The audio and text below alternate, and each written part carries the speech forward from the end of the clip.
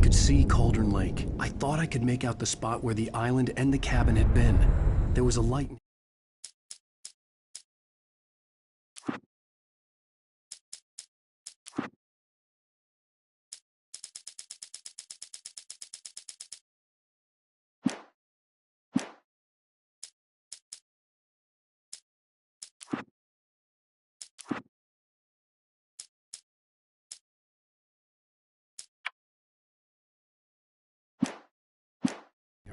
It had to be a boat.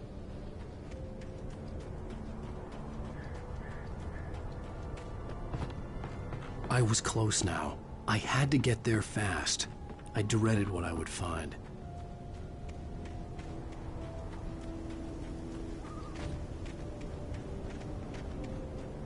Wait! Are you? Wait! Hey, I'm here! I'm coming! No! Get away! Sorry. Please, wait! The boss didn't know who he was messing with. I didn't know. I swear, I didn't know. We don't have a wife. We don't know where she is. She's probably around. We just said we had her to make a play ball. You see? They got him writing for us. Please. Please. I'm sorry. Please don't hurt me.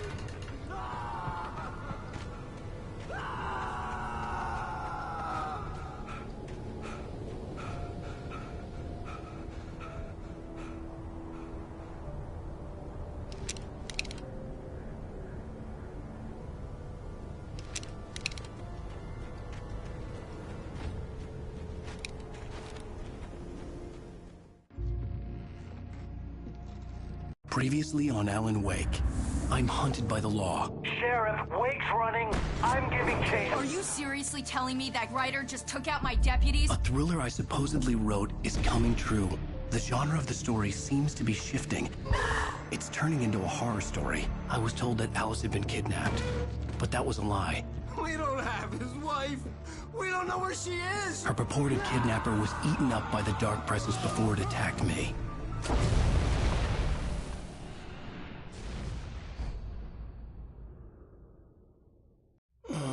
Alan, shh, baby. It was just a nightmare. Alice. There you go, Alan. Hartman. I fell. I had to give you a sedative. Don't fight it. You went through another rough period. What? Right now, it's very important that you stay calm. We don't want you to have another episode. You're a patient at my clinic. Have been for a while now. The shock of your wife's death triggered a mental illness. No, you're lying. You're suffering from various symptoms of undifferentiated schizophrenia. Bastard. It's okay, Alan. Just let go.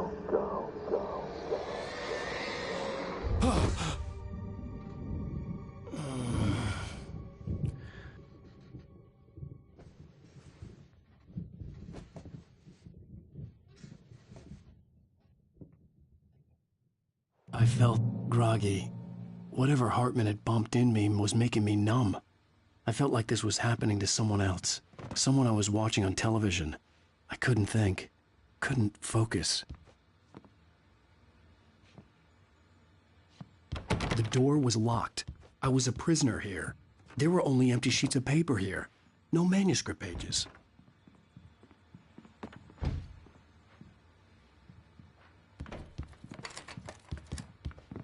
Good evening, Alan. Are we feeling better now? Feeling calm? Yeah. I see you brought your pet gorilla with you. So sure, I'm calm.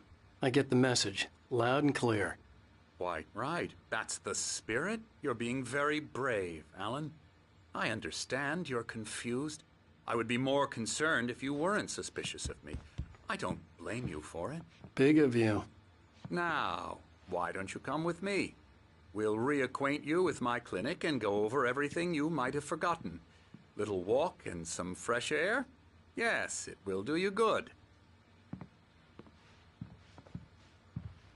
This corridor is for patients.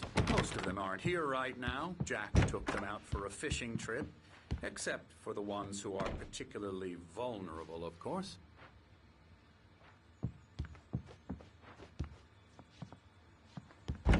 I encourage creativity as a part of the recovery process here at Cauldron Lake Lodge. I specialize in treating artists. I bet you do. Splendid, Alan. I honestly believe we can get this thing under control if we work together. This way, Alan.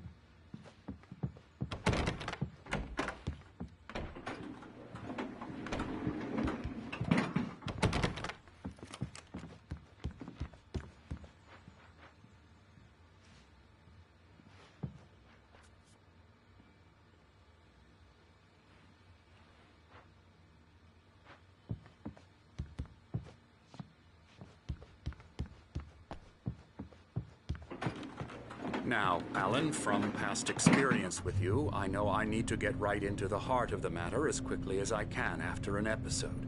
So I'm just going to say this. Alice is dead. No. You're in a very vulnerable state until you understand and accept this. Alice drowned, and you couldn't face that. You're suffering from hallucinations, paranoid delusions, unusual thinking, an obsession about light and darkness, a feeling that everything revolves around you, your thoughts and dreams. Your mind has constructed an elaborate fantasy scenario in which your writings are affecting reality.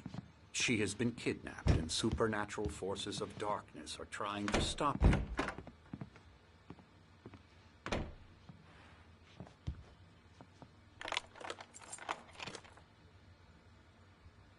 We go this way, Alan. I wasn't ready for another shot, so I went along with it. He had to be lying. But under the influence of the drug he had given me, I had to fight not to believe his words. It's all in your head. You've been making it up. Apart from the tragic accident with your wife, no one has been killed.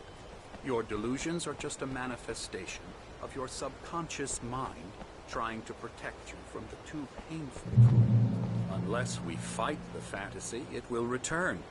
I know the instinct is to resist me, but think about it.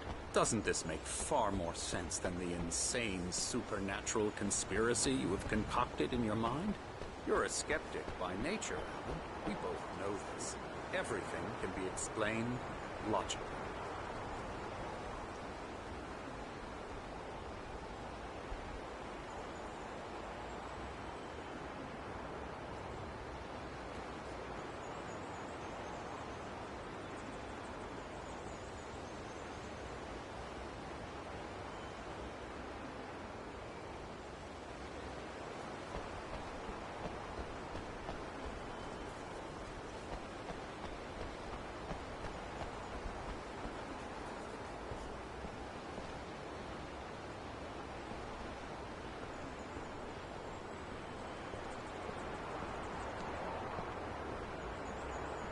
I never get tired of this view. Very inspiring, isn't it? Cauldron Lake spread below us. I could see Mirror Peak on the other side of the lake. I thought I could make out the spot where Diver's Isle had been when I arrived with Alice. Now there was nothing but waves. It seems there's a storm coming. Funny, I don't recall there being a mention of that in the weather forecast. Well, no matter. This way. Follow me. Alan, what I'm telling you is good news. Right now, we're in control. Every time you have a relapse, it gets more and more difficult to resurface from the dark depths of your imagination. Not surprising, considering your profession. Imagination is what you work with. After all your nightmares, this should come as an immense relief to you. If it doesn't, why is that? Because I'm lying? Or because you don't want to admit that you're not well? It's very natural for you to think of me as your enemy. It's part of the illness. I let him talk. After all, Hartman I'm the obviously one loved trying his to own bring you voice. out of the His world words you've echoed constructed madly for inside yourself. my head. But I I can't dug my do nails it into by the palms of my myself. hands to stay You need focused. to work with me. Once you accept that, we can begin the journey towards your recovery. Come along. Let's go inside.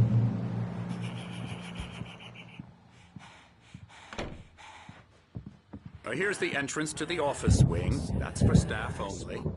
You were impressed by my trophies when you first arrived here. I do love to hunt.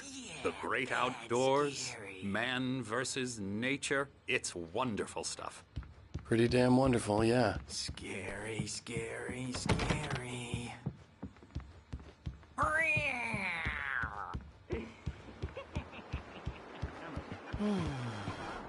Oh, hello. I've painted you. Okay. I was just struck by inspiration a couple of days ago. Dr. Hartman wanted me to paint landscapes, and that's what I was doing. But now I've been doing these things, a lot of them. The images just keep coming. Dr. Hartman likes them. He has them in his office. Yeah? He's very proud of me. He says I'm getting much better.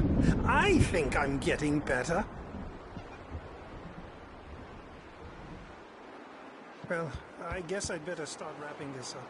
The storm is almost here. Look at that. I'd hate to be out there tonight.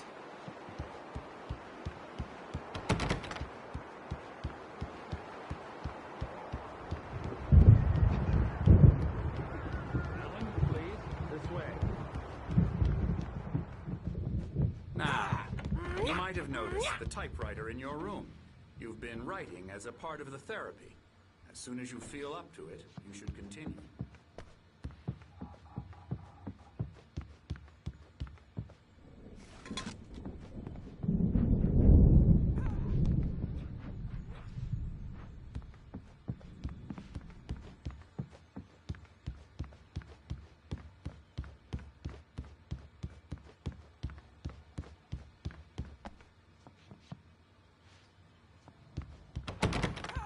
Hartman had mentioned that the power had been acting up.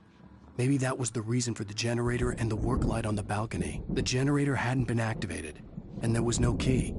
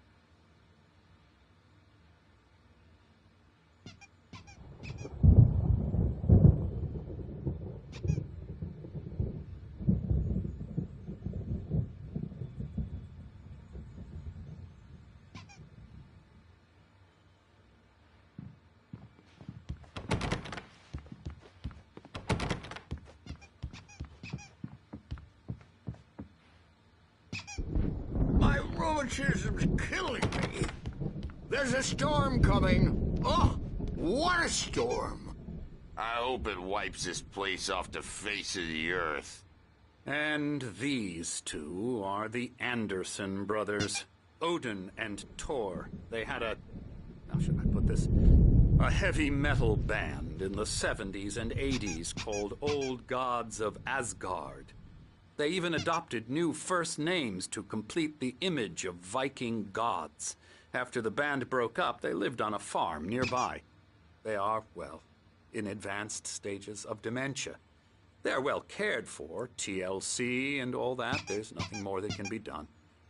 I'm afraid that the rock and roll lifestyle has left its mark. Oh, that won't do. I'm so sorry to cut this short for now, Alan. The power has been acting up. I'd better go check on it. We'll continue this soon.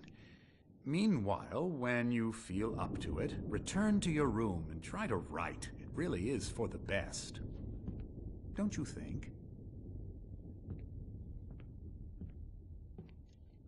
I'd like to bash his head in with a hammer. Oh, he'd love to fish out our secrets, but he has no clue. He's not crazy enough. Not crazy like us, Sonny. Yeah! Being crazy's a requirement, Sonny.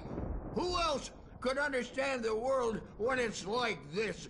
It takes crazy to know crazy. That's the sanest thing I've heard in a while.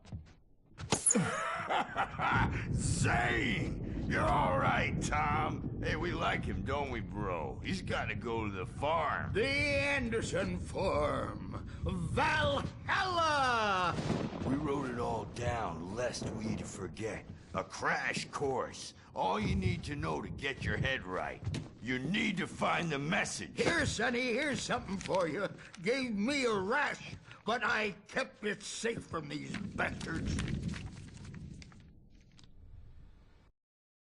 Zane could feel the poems, taking form, shaping things. As he experimented, he imagined he could almost feel the power surging through the keys of the typewriter. It exhilarated him. But there was fear, too. If not for his young assistant Emil, he would have given it up. But Emil convinced him otherwise. He too had a way with words. My head was clearing up, or according to Hartman, I was sinking back into the fantasy. I was convinced he was lying to me about everything. Crazy or not, the Andersons made more sense.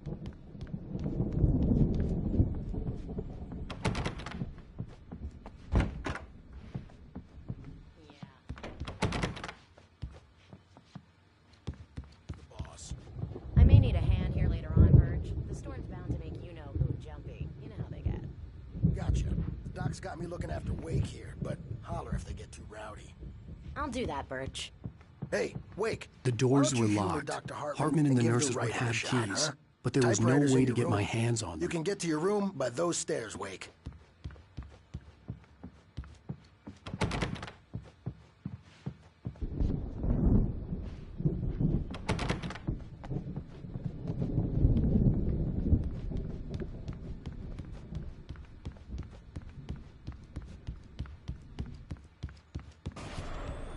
Something's wrong. I'm not myself. It's hard to think that there's a shadow inside my head. I can only focus on writing. Everything else is a blur. I'm trapped in this cabin. Have been for days, but it's always dark outside. My editor is real. I saw her again. She's not human. It's not human. A dark presence is wearing the old woman's face. She was covered in clinging shadows. There's a hole in her chest where her heart should be. I think I've made a horrible mistake. I don't think I'm any closer to saving Alice. It's been lying to me, using me to get the story it wants, and the story will come true.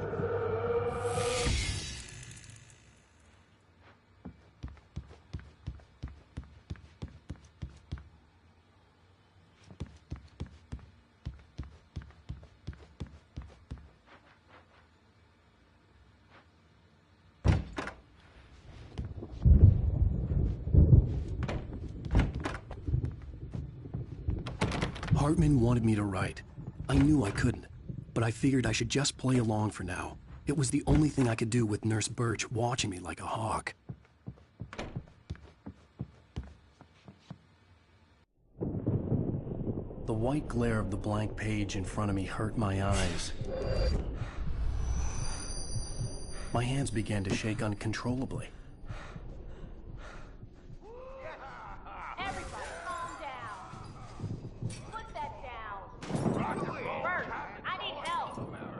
Hey, Wake, you stay here. I'm gonna go see what's up. You just keep doing what you're doing. Be cool, okay?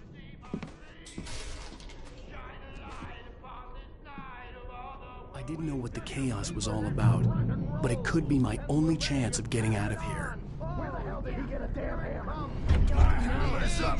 Here's a friendly poke from Mjolnir, wench. Oh, afraid of the crazy brothers. Hartman kept talking, giving Barry the grand tour, clearly proud of the place. He went on and on about his hunting trophies, and Barry was impressed. But he was here on business. He raised his voice, cut through the monologue. "Hey, Hartman, where's Al?" Hartman stopped in mid-sentence, annoyed at the interruption. He nodded at the hulking orderly standing nearby. The man smiled and clapped a practice hand on Barry's shoulder. Are ya? Not so weak now, are we? Things are unraveling fast, aren't they?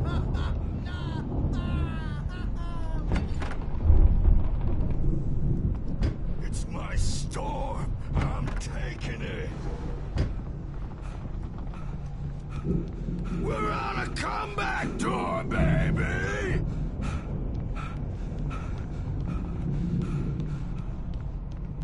Sinclair looked bad. That wasn't a love tap. The crazy old fart hit her hard. And if she was one of Hartman's goons, she had it coming. I could get the key to the office from Sinclair. I had to get to Hartman's office. He had taken all my manuscript pages. That's where he'd be keeping them. It's time to pay the piper! Maybe you could come out and beat our ritual diapered asses since you're so tough, Bart. We were on the road, man. You think we haven't seen punks like you before?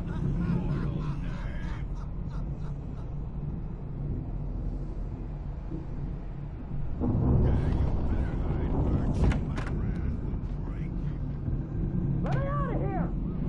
Hartman, do you hear me? I'm gonna sue your crazy quack ass to shreds!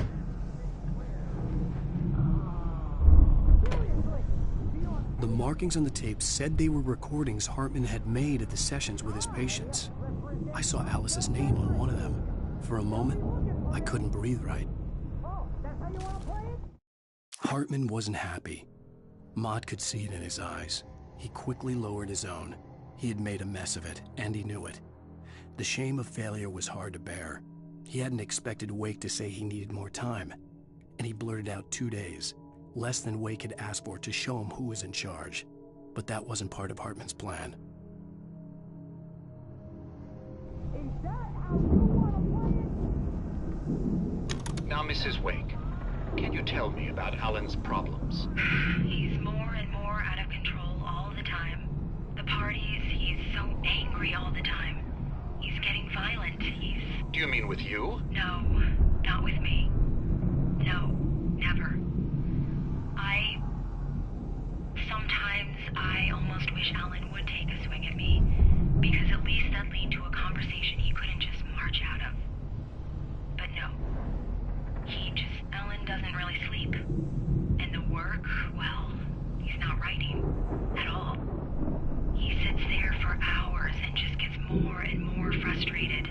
And I can't talk to him. Yes. Tell me, Mrs. Wake, what would you say to him if he'd listen? I don't know.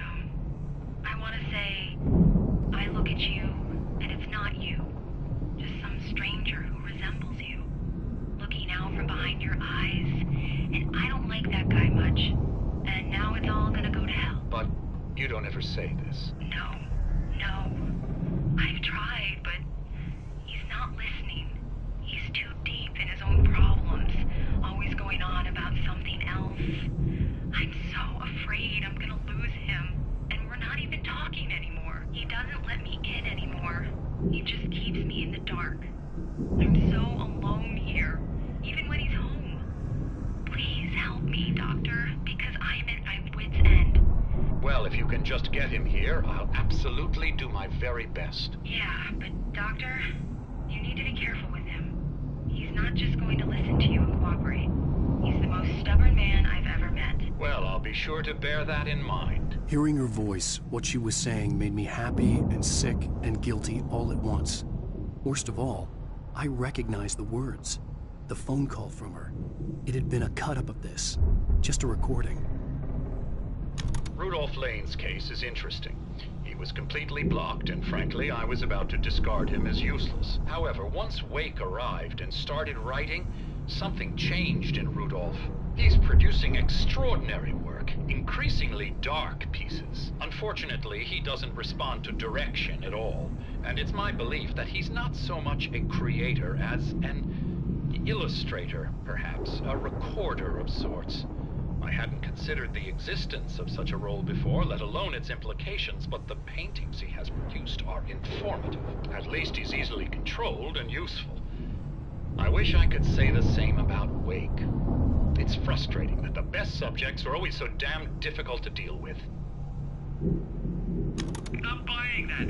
I was tailing Wheeler, and this is the only place he could have gone. That means Wake is probably there too! Agent Nightingale, this is private property, and I will not allow you to disturb my patients. Yeah? I can get a warrant. How would your fragile little patience like that?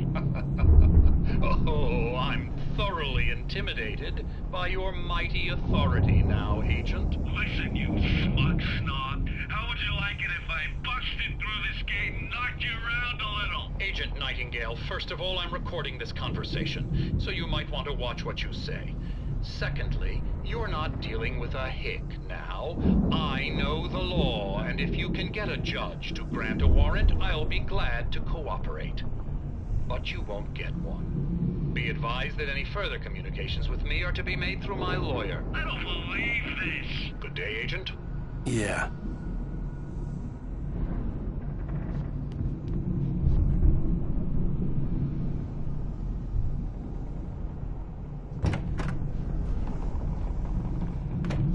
The photo on the wall caught my attention. In it, the clinic staff was standing outside the lodge.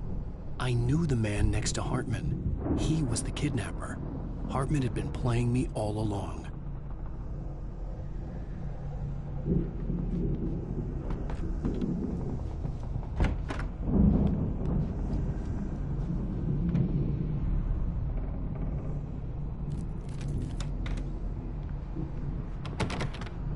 Barry? Ow! About time! Barry, man, am I glad to see you. We need to get to Hartman's office. It's right next door. You okay? Yeah. I mean, no! The cops found me at Rose's trailer, but they didn't hassle me too much.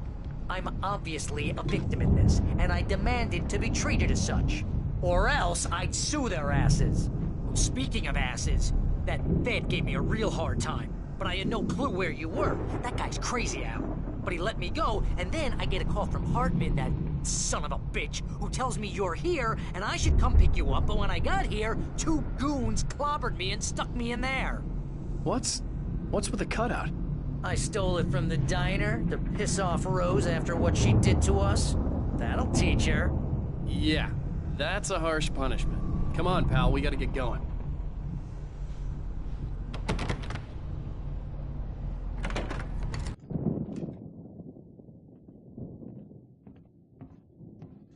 These were all the pages I had on me. And more.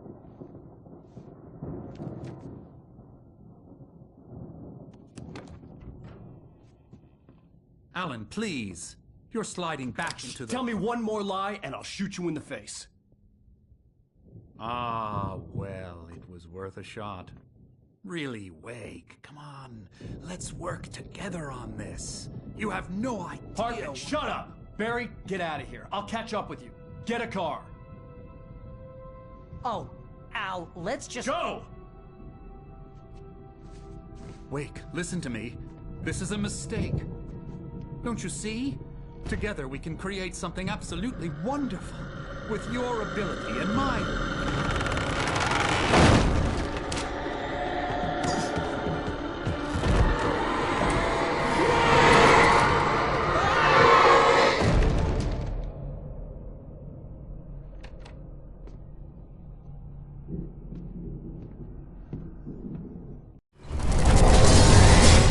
Hartman followed the fall of Alan Wake with his binoculars.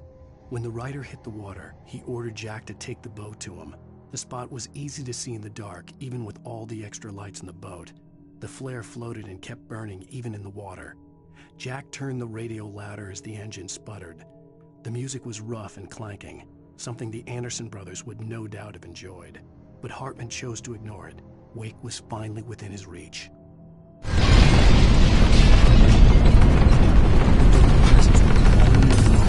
I had to find a way out.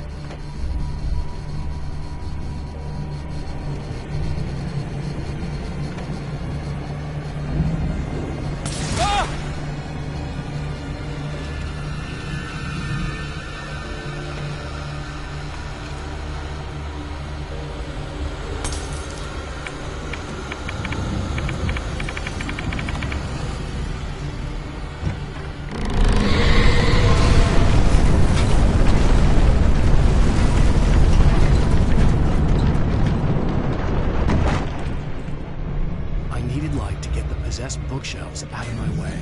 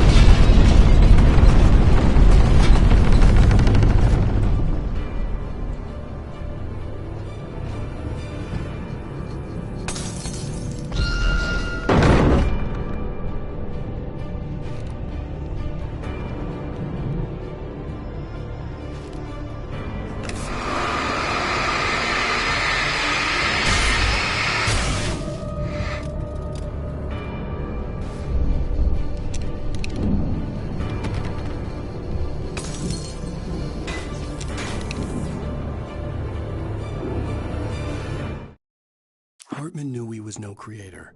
He had no ambitions on that front. And he certainly didn't want to end up like every artist he had worked with here, damaged in ways that were hard to describe, or worse. It was enough for Hartman to maintain creative control and provide direction, to be a producer. That was what most of these people were in need of anyway. Of course, suitable subjects were few and far in between.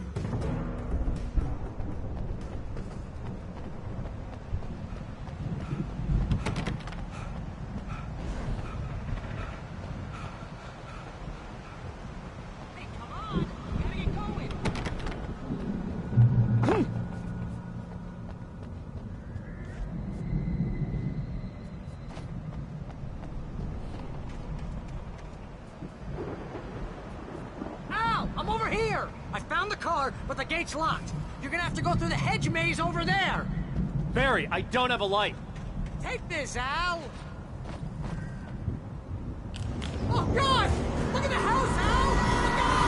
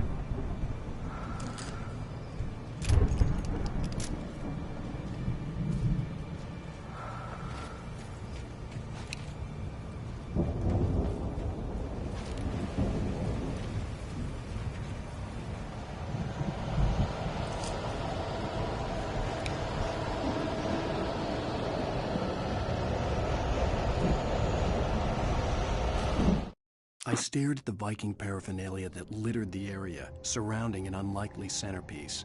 A full-size stage complete with an impressive sound system with all the trimmings, including a dragon. It took a special kind of crazy to build something like this in a remote field. When the sky split open with a deafening boom and the music started blasting, it felt strangely appropriate.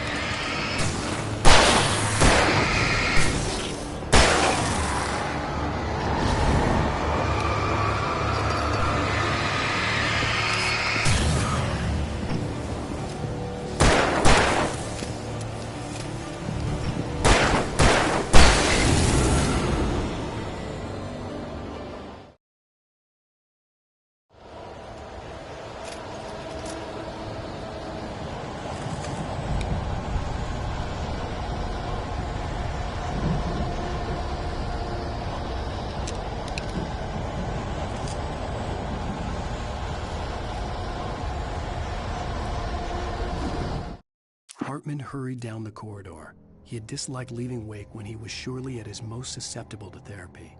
But this was not an ordinary storm. Wake had been writing, and he had woken something up in the depths of the lake. Now, it was coming for him. Hartman had...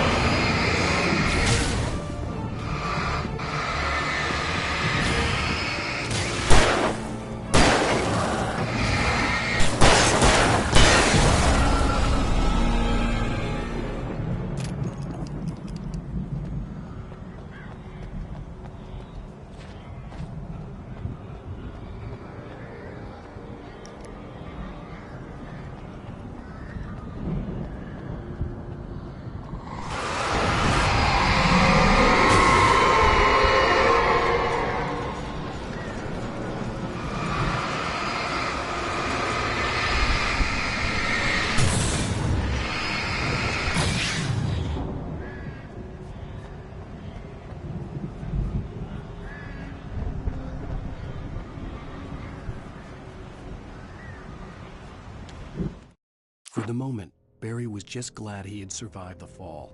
He had been separated from Al, and there was no easy way to climb back up. He told himself he'd be okay in the gloomy forest at night. He would just have to wait for a while for Al to find his way down. Barry turned when he heard the heavy footsteps and saw the movement.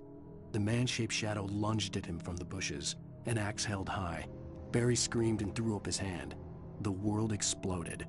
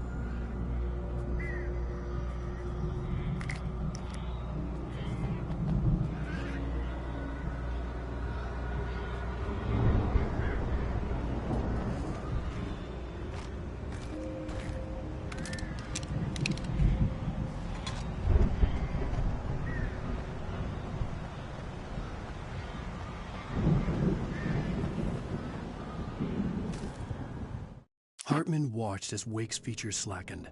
The man was bullheaded, no doubt. Even lying on the bed, he'd almost broken Hartman's nose the second time. But with a little time, he could break Wake down, give him proper direction. Wake was easily the most promising subject he'd had. Well, since Tom, really. "Sleep well, Alan," Hartman whispered with a smile. "Let me take care of you." He sniffed hard to clear his throbbing nose, swallowed blood, and barely tasted it.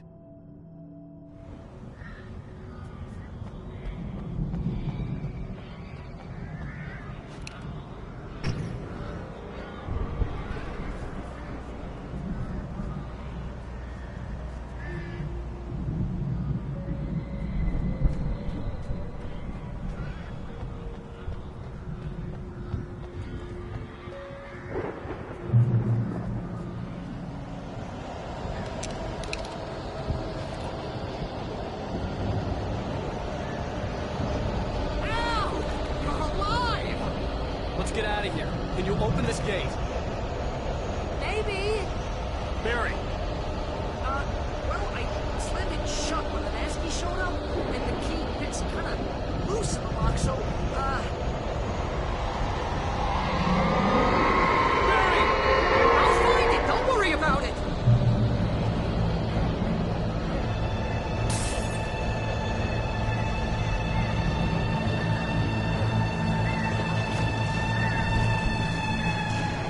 Barry? I'm on it!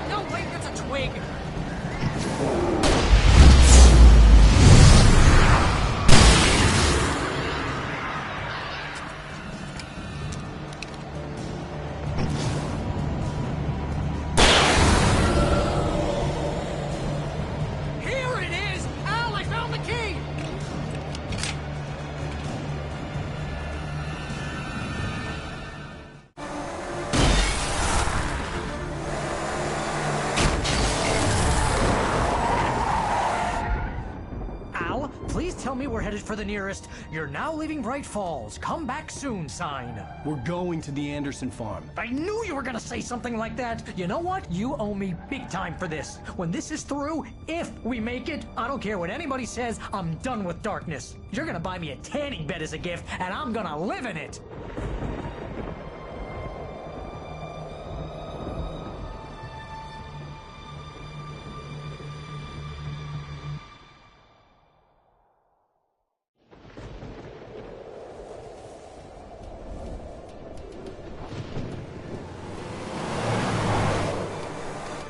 I'm crazy, but that's fine, Barry. Oh, you got that right, Al. You're barking mad. You are by far the craziest... But maybe that's inevitable when you deal with crazy stuff like this. It helps.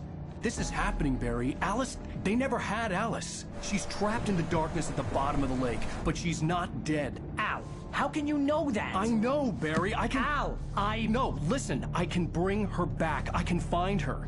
There's something special about this place. The lake, it does something to the works of art created here. It makes them come true. But there's a catch. The dark presence, whatever that thing is, twists it to its own ends. That's why all of this is happening. It's using my manuscript to take over everything. Al, I believe you. It happened to Thomas Zane before, it happened to the Andersons. I believe you. Crazy or not, you're not delusional. Weird shit's going down. That's a fact. I'm on board, man. I'm with you. The Andersons knew about it, but they were too far gone to tell me with all the drugs they were on. But they wrote it down. There's a message somewhere at their farm, Barry. We just need to find it. Look out!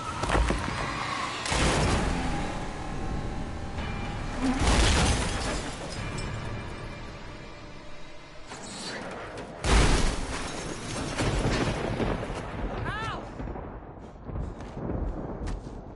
God damn it, Al, talk to me!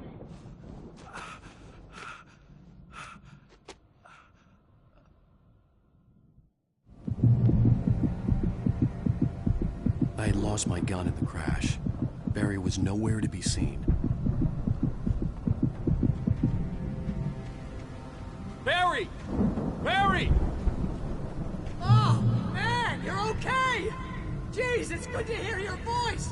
I was trying to get out of the car, but the ground gave way. Man, what a drop! Don't worry, your cutout is fine. Forget that! Are you okay? I hit some bushes, didn't get a scratch. There's no way you can climb down, though. It's like a sheer wall.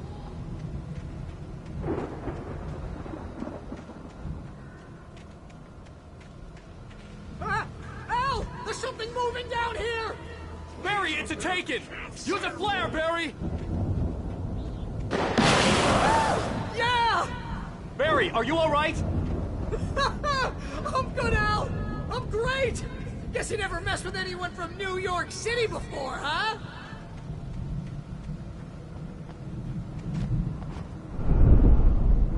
You're gonna have to find your way around to the farm, Al! I'll be waiting!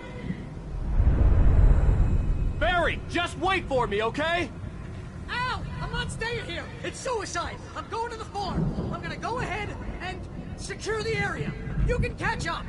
Don't worry about it! I'm on the case! Now he's Rambo. This would turn into a disaster if I didn't catch up with Barry.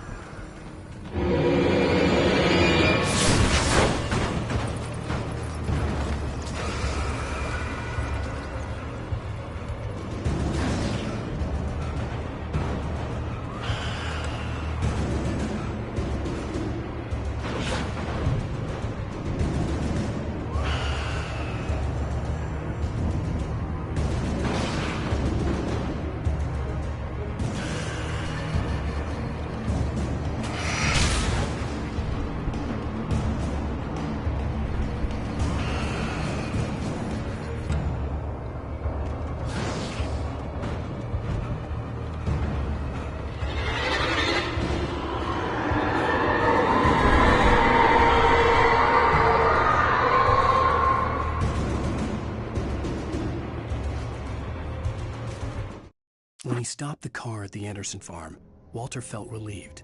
Oblivion was close at hand. The brothers wouldn't miss a jar of moonshine or two in the booby hatch. But then he saw the man on the porch, and he knew who it was. Driving for his life and knowing it was useless, he didn't realize he was crying until he couldn't see the road for the tears.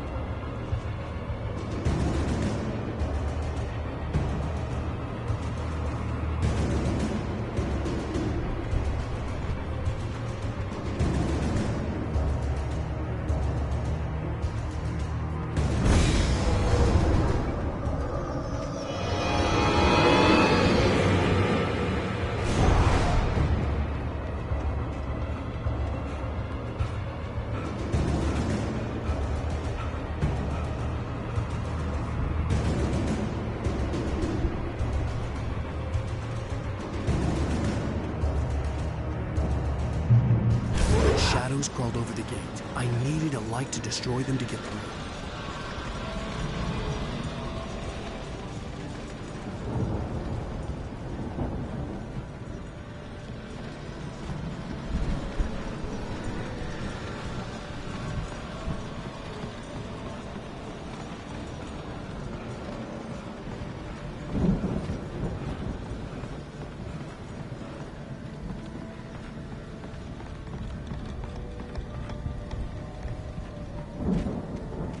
I hoped there'd still be a working generator somewhere around here to power up the old lights by the gate.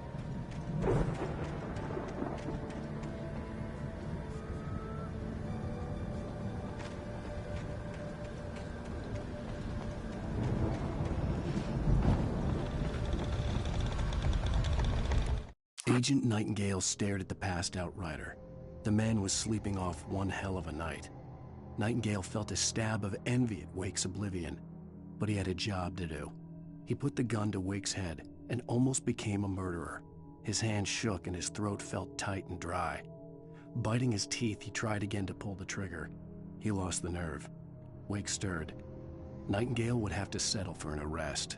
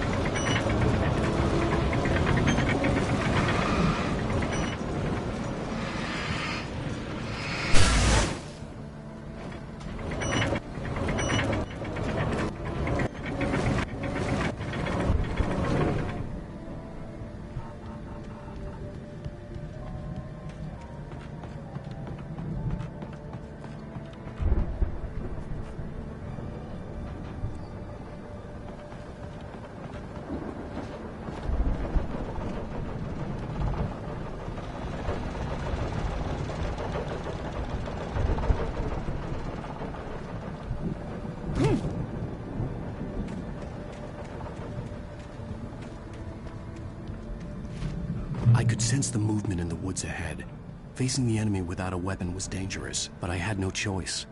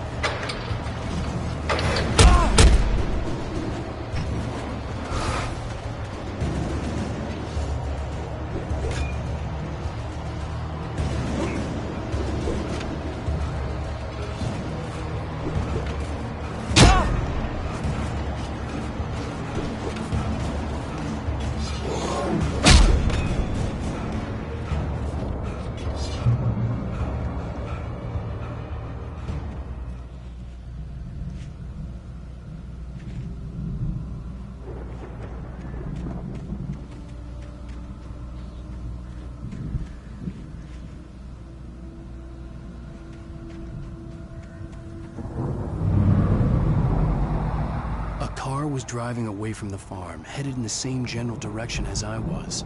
For all I knew, it was Barry, caught in the consequences of leaping before looking.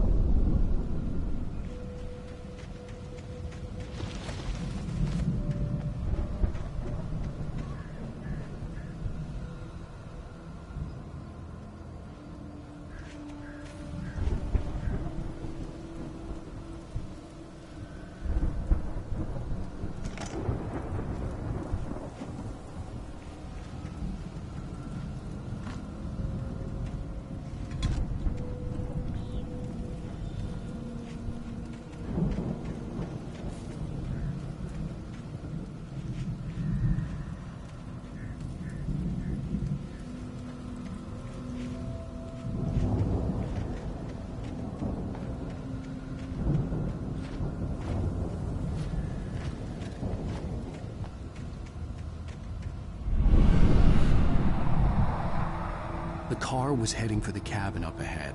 It wasn't far. If it was Barry, I would see the damage soon.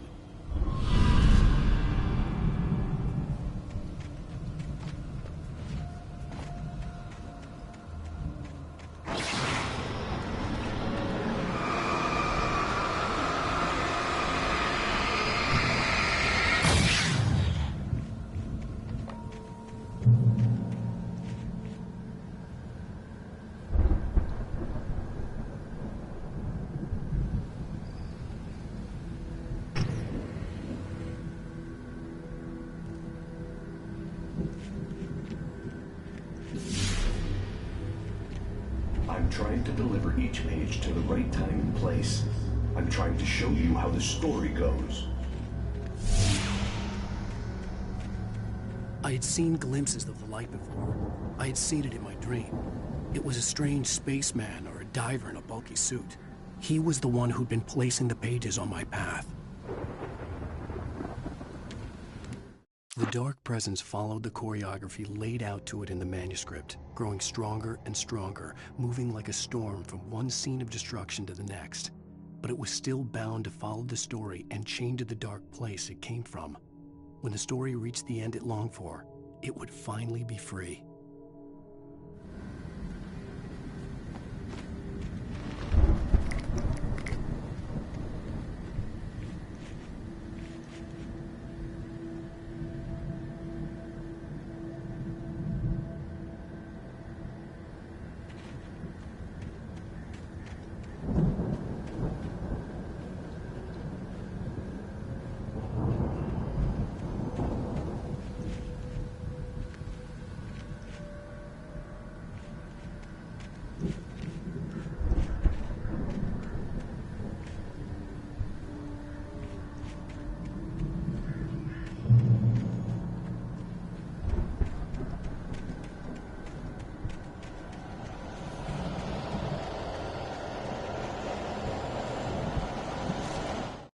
storm raged on as the Anderson brothers walked unsteadily away from the clinic with the other patients in tow, knowing that this time they wouldn't return. The darkness around them seethed with horrors, but Tor and Odin were unafraid. Their eyes glinted with guile. They knew every secret path, and there was blood on their hands. They had fought these shades before.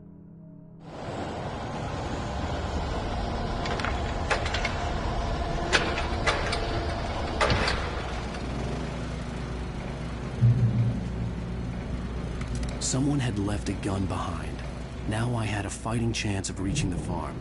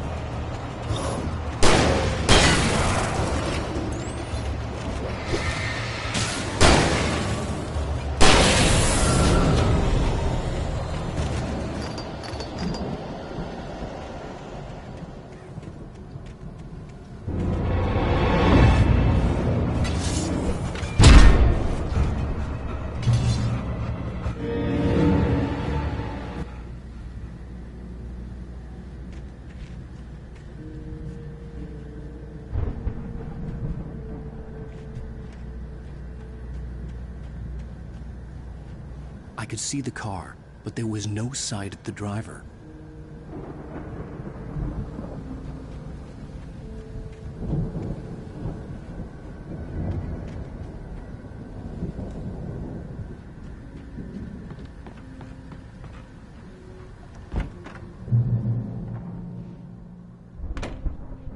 Hello?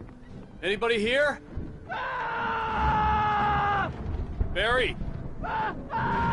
No! Danny, you're not! Please! What are you? No! Don't! I'm sorry!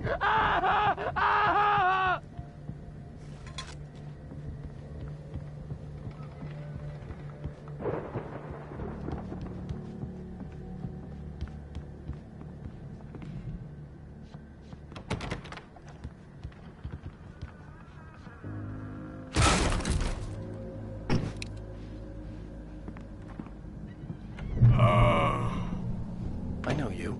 You were in jail the other day. I went farm again. For the moonshine, you know? It makes you see. They're not gonna miss it. They're in the loony bin. But my buddy, Danny, I lost him. Something's gone wrong with him. It's not him. Like a real bad follow-up to a real good movie. The best friend's suddenly the bad guy. Who wrote this crap anyway?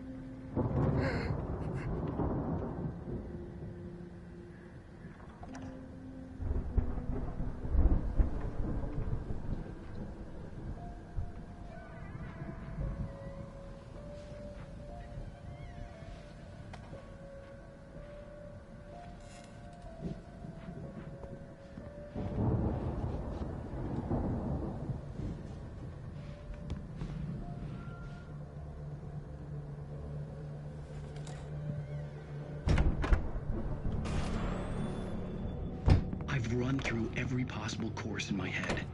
If I continue like the Dark Presence wants me to, the story I'm writing won't save Alice. It's a horror story, and it's going to kill her, and me, and everybody in this town. No one will survive. Darkness will consume everything. This is what it's wanted all along. It will be free, unstoppable. It used Alice to get to me, dangled her in front of me to keep me going. It was never going to release her. I'm going to change this. I'll escape. I've written myself into the story. I'm now the protagonist.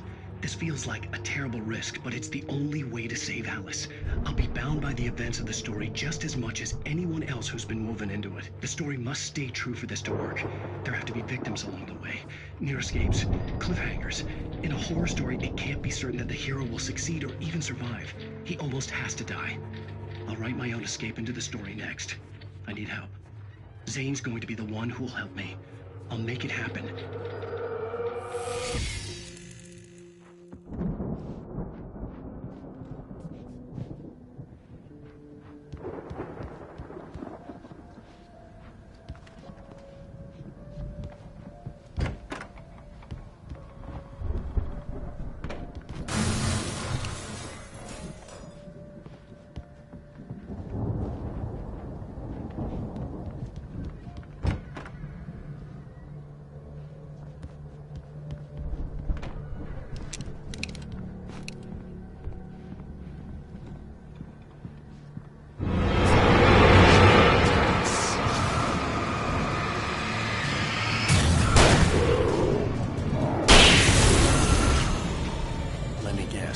Danny, huh?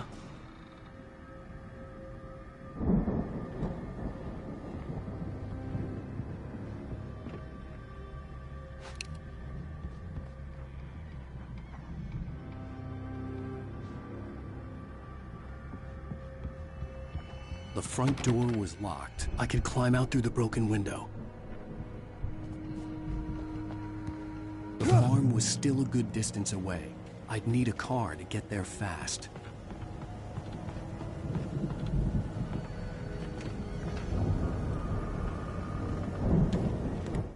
For a moment, Hartman considered strangling the idiot. Mott was mean-spirited, but easily manipulated. An emotional infant who lived for his approval. Wake, by contrast, was a far more difficult subject. Mott had given him too much leash. In 2 days, who knew what could happen? Hartman would have to find a way to rein him in, and quickly.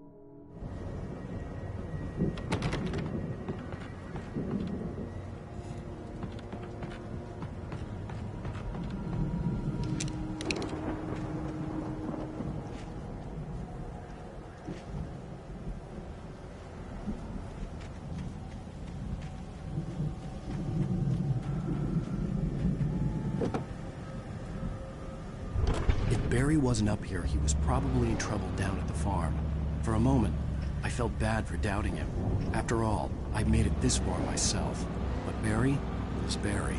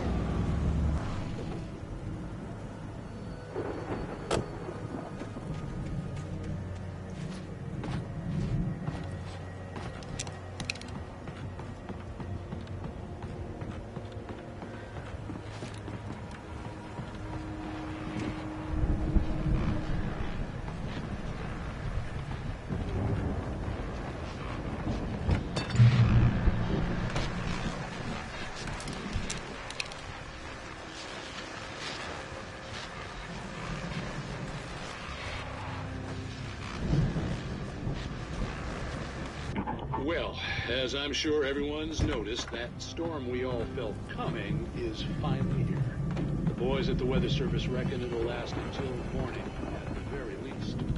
Pertaining to that, let me read that missing persons.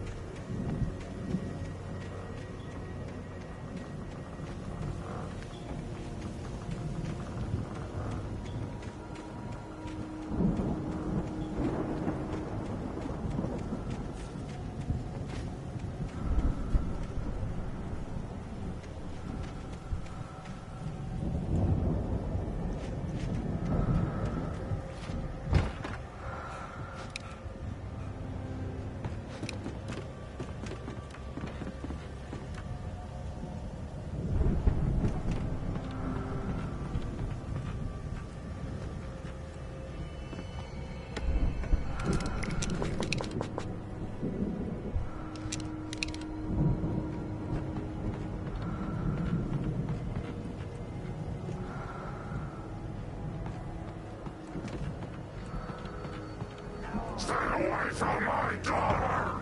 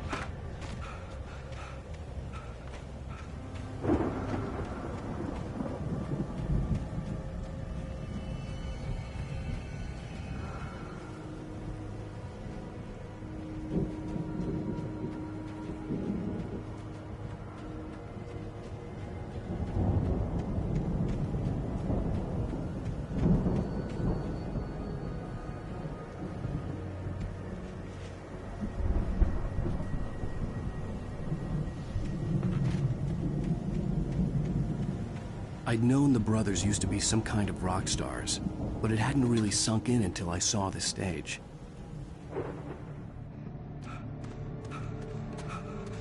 Ow! Run! Incoming! There's too many of them!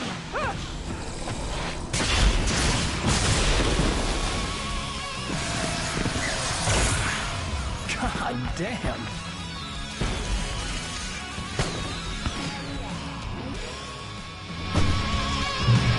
So glad you decided to go it alone, Mr. Johnson.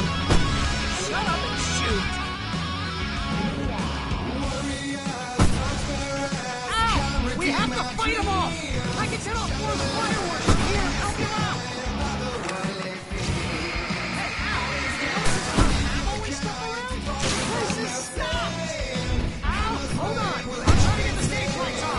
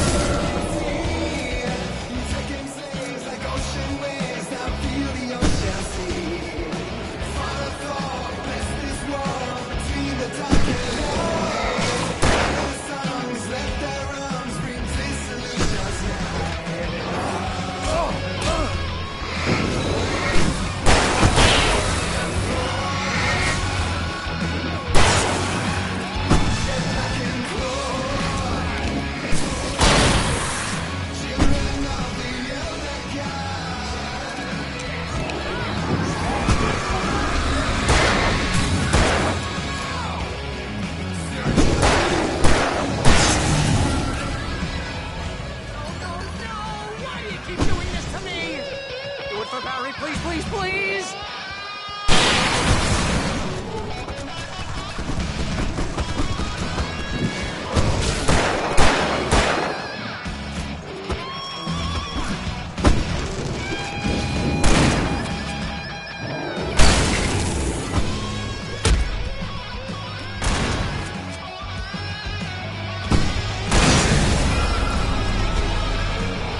Please don't let me die.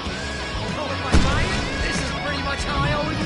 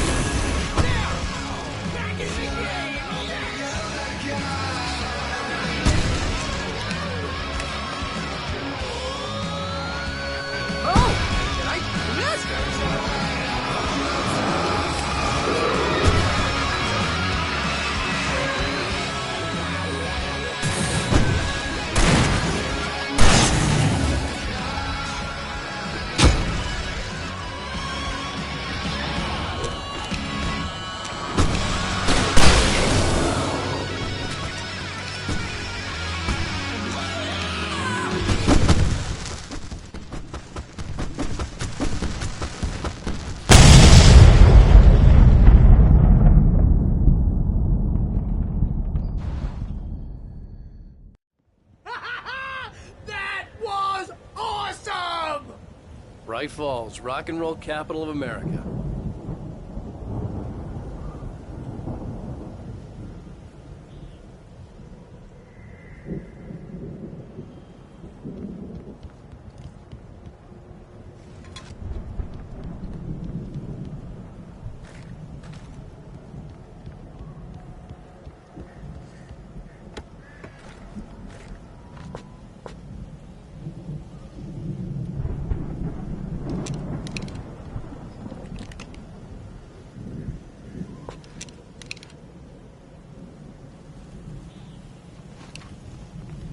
Hey, Al!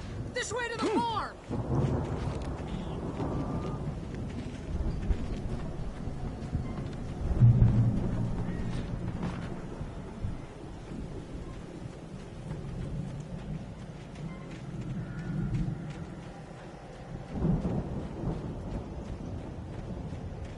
See, bestseller? No reason to worry. Your cutout's good as new, right where I left it. I'll come back for it once we have the place secured. Yeah, that's been my biggest worry all this time. We need to get this thing moved out of the way. This is as far as I got before they ambushed me.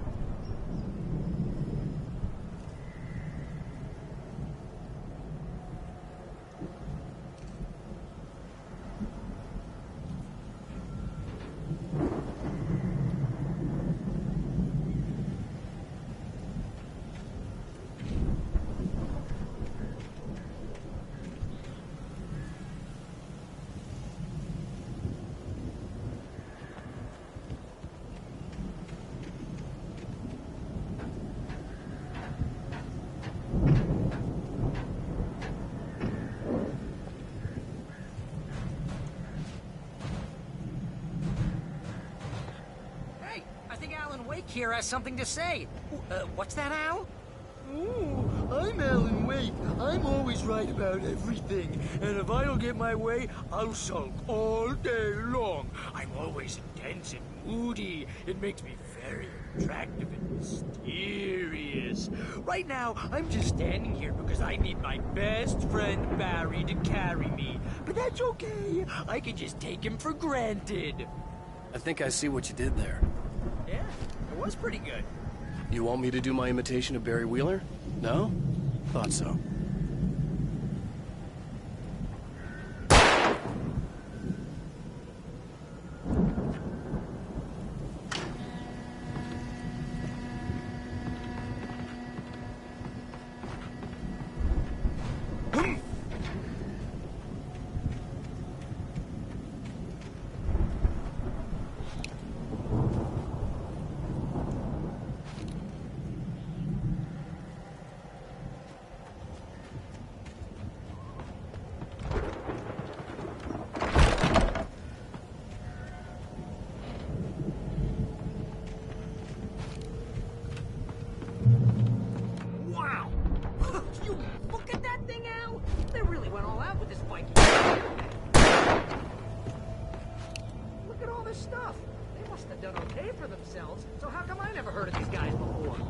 And this from the guy who learned about Ozzy Osbourne through reality TV?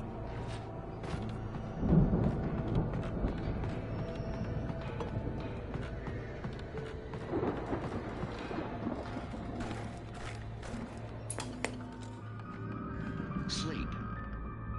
We all spend Night Springs. soft embrace, Man, somewhere it's between got memories. fantasy and Hey, oblivion. remember when I got you that gig? But Your dreams first have a real way of writing forcing job. What got you themselves into started? life. Was this one of your Vice episodes? versa. In Night Springs. Tonight's episode, The Dream of Dreams. That's by someone else. We join Mr. Jones as he explores the immense dreamscape, only to be brought to a sudden stop by a decidedly mundane situation. A long line of people. Hey, Jones, right? Listen, we're gonna have to wait until his highness over there is ready. Oh, wow, who's that? You don't know him? Are you new? He's the guy dreaming us. Oh, not just us. Honestly, isn't this my dream? Oh, yeah, sure. Get real, pal. You're just another dream. I'm a dream.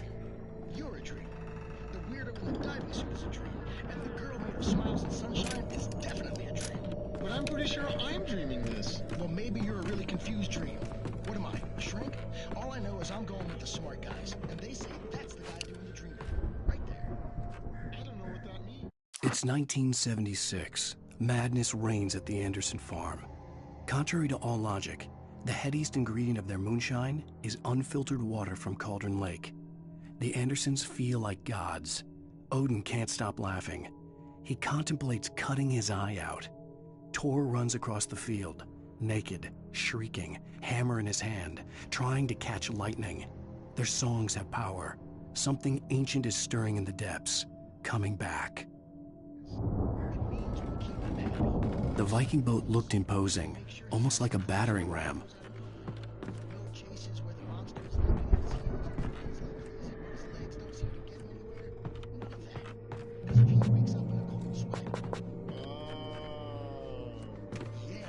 Precisely. So we wait till he wants to move on. Keep things nice and calm. Hey, something's happening here. What's that? What? Can't you hear that? Oh, God help us, it's an alarm clock. Oh, it's you, isn't it? Please, man, I gotta wipe the kids. Please don't wait.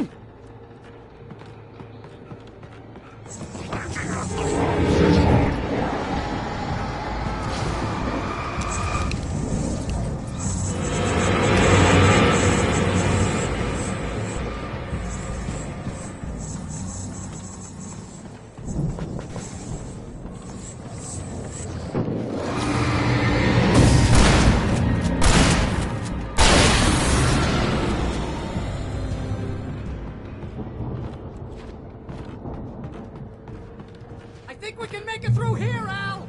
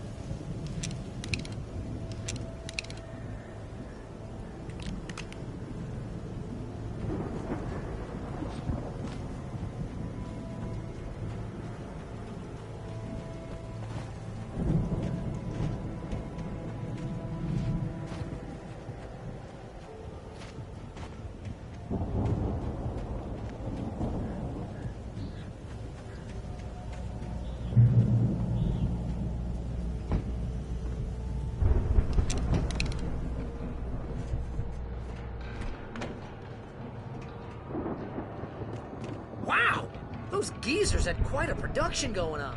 Ooh, you know what, Al? If we make it through this alive, I'm gonna start representing them. Yep, sell this stuff online, maybe get a reality show going, release a new single. Good luck with that, pal. Hey, you find us a way out of here, okay? I'm gonna take a closer look at this stuff.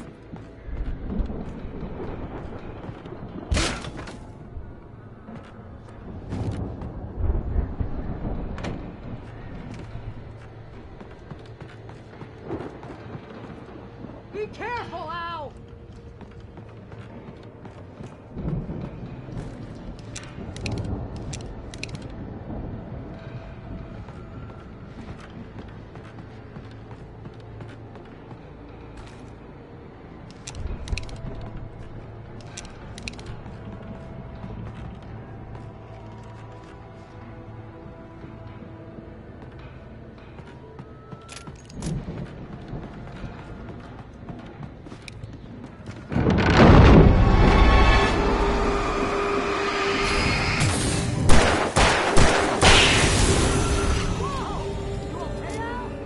I'm good. Keep your eyes open, okay?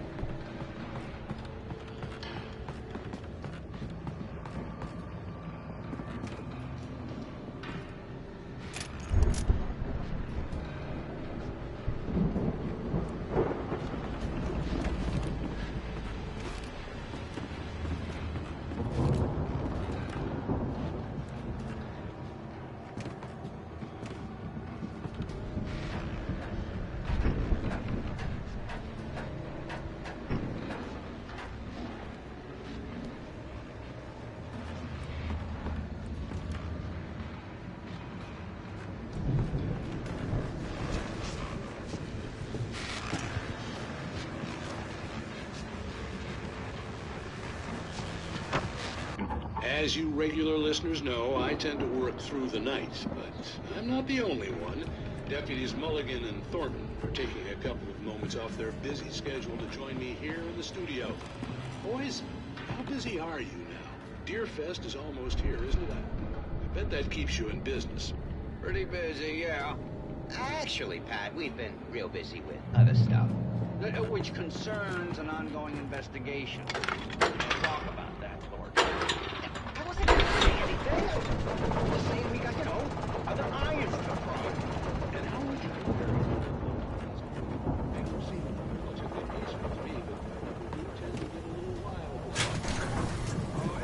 I could see the building that had to be the Andersons' home on the other side of the field. It wasn't far now. I wasn't worried about trusting the ramblings of two burned-out geriatric wrecks.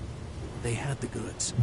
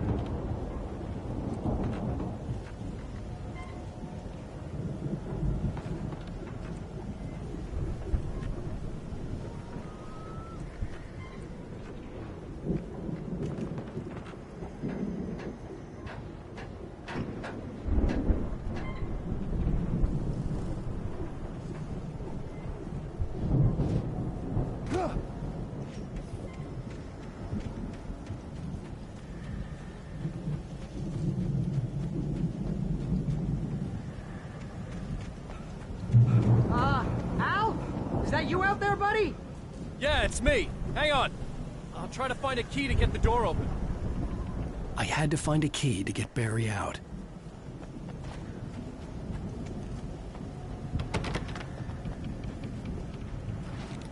Hey, what's the holdup? Come on, this place is all dusty. You know I got my allergies.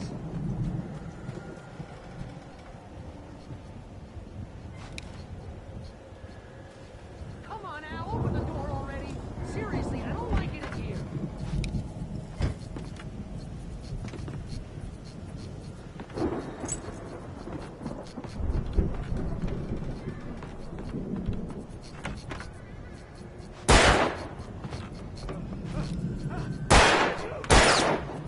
Holy crap! I think I lost some body weight with that one.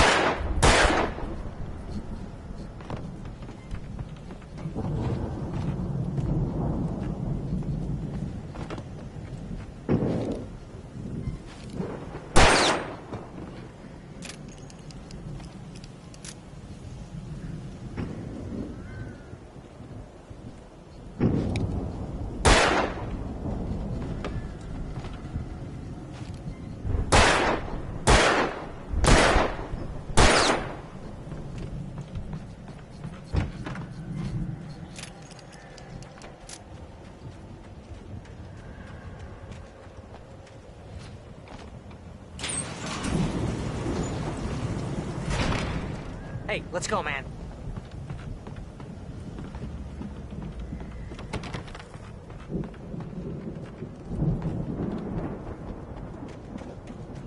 Think we're gonna have to work together to open this gate, Al.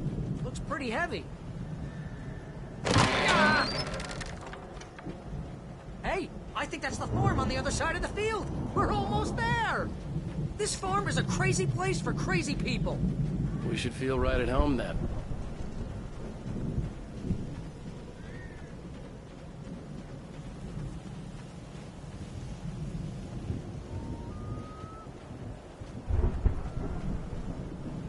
Come on, one more gate. Let's do this.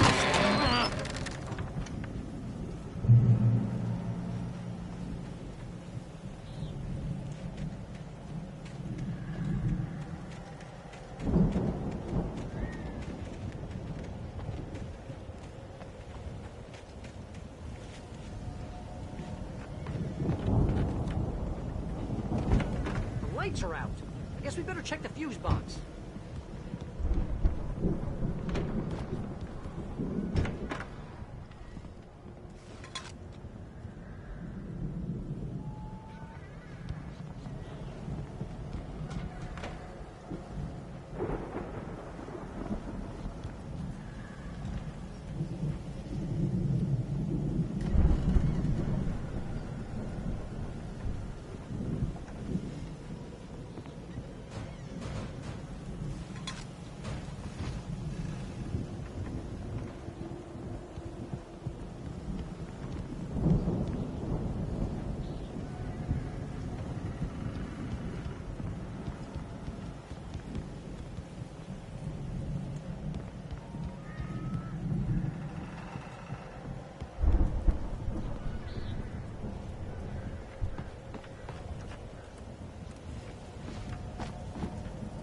The power downstairs was out, but I was sure I could fix that at the fuse box. The power downstairs was out, but I was sure I could fix that at the fuse box.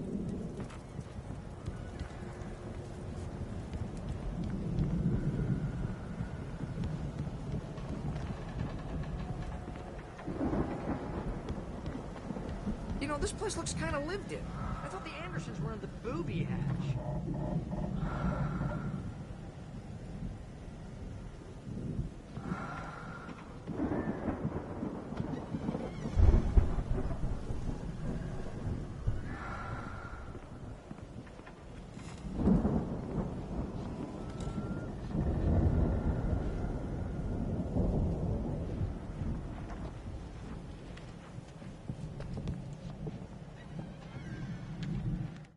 Again, Alice's screams rang in the stillness of the night. I saw myself run toward the cabin, flashlight in my hand. I followed my past self. I was an out-of-body observer, a time traveler in a crazy drunken dream. This was the beginning. The night Alice had disappeared. The mystery of what had happened during the missing week was about to reveal itself.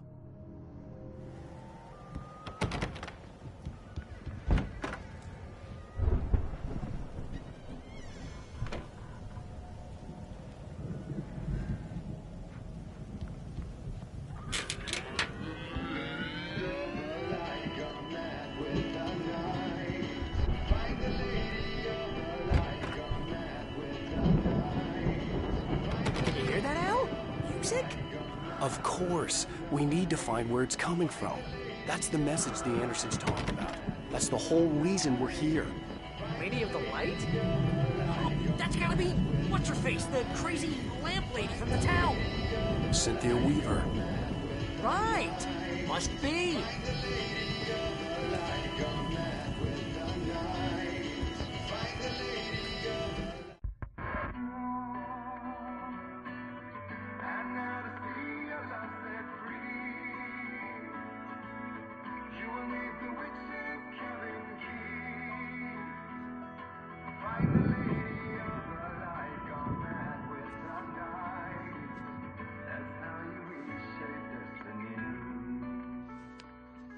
Okay. We need to find Cynthia Weaver. We'll stay here for the night and head back to town as soon as it gets light. Hey, Al. Lots of hours before dawn. Might as well get some rest. And by rest, I mean drunk. Come on, Barry, this is... Yeah, what the hell?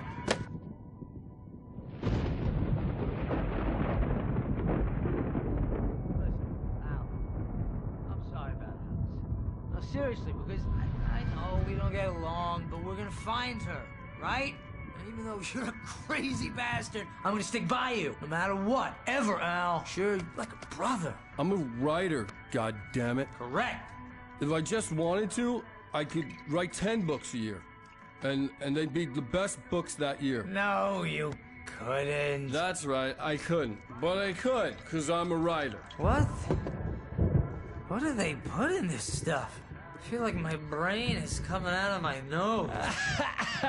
I'm gonna get the recipe off those coots and be a booze millionaire. I just miss her, Barry. I just want her here with me. I know, Al. I know. It's gonna be okay.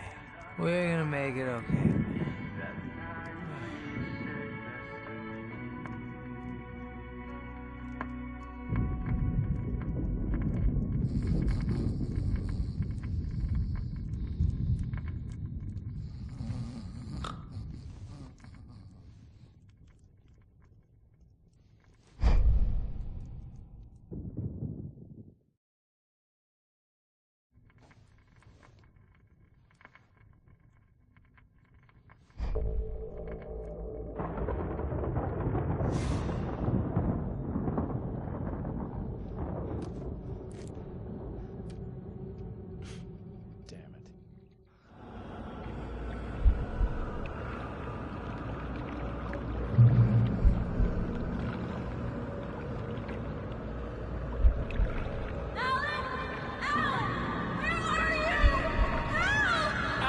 I'm coming!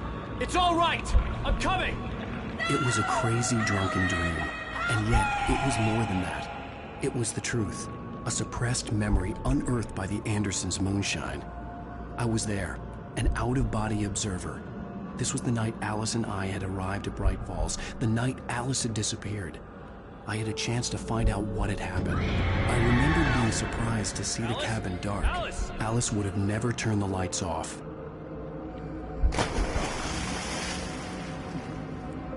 I remembered thinking I caught a glimpse of her form underwater, sinking into the darkness. Beyond this lost memory, there was nothing. I had to follow the footsteps of my past self to find out what had happened that night. Diving after her was the last vague memory I had of that night. After that, the next thing I could remember was waking up behind the wheel of the crashed car and finding the first pages of the manuscript.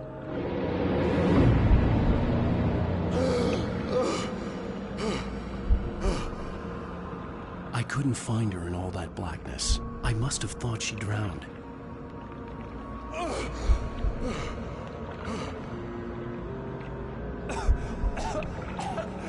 Alice! Jagger had Alice, and so she had me. Alice!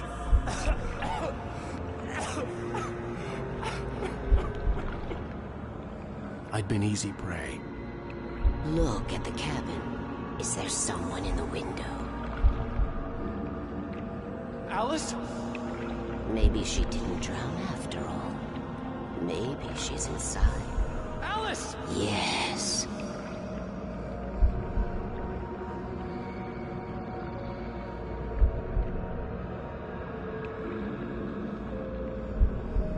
The dark presence had touched me. She had dug her nails into my brain and used me, made me her puppet.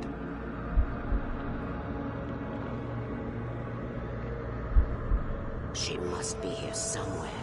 Maybe upstairs in the study. Alice! Yes, that's where she is. You can apologize. Alice! You laugh at the whole thing together and put it Alice? behind you. She's not here. You were foolish to think so. No, she's dead. She drowned.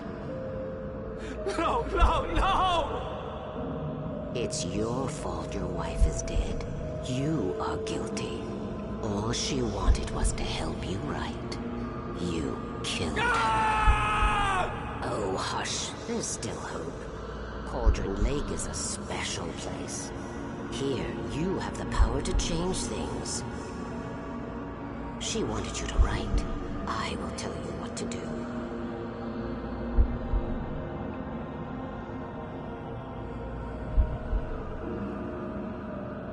You can write her back.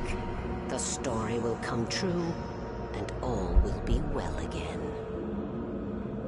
She had Alice, and the manuscript was the ransom for her.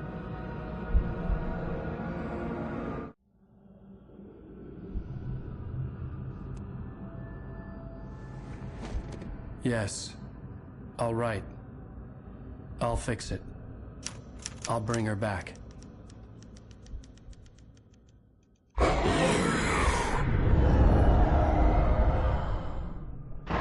No. I wrote it.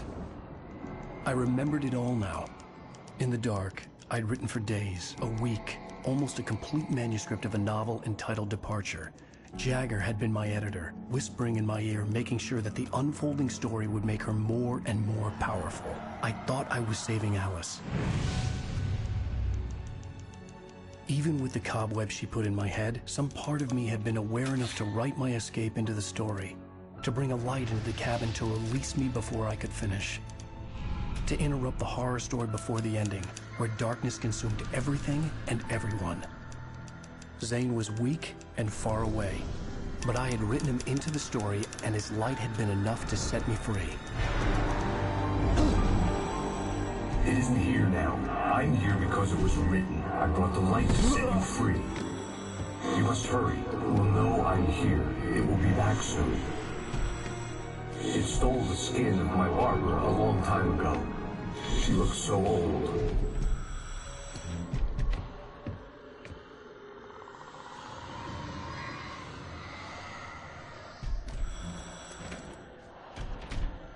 I had woken up, confused and groggy, my mind consumed by darkness and fear. All I could do was to escape.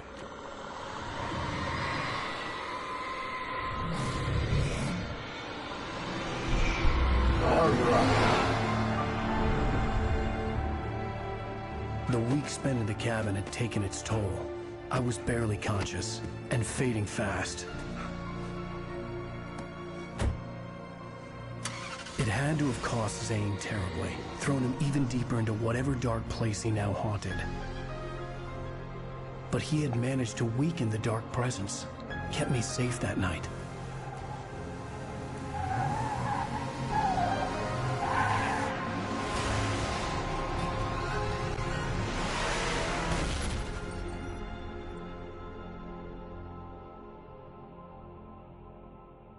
I wrote it. It's my fault. That's right, James Joyce. It's your fault, and you're gonna pay for it.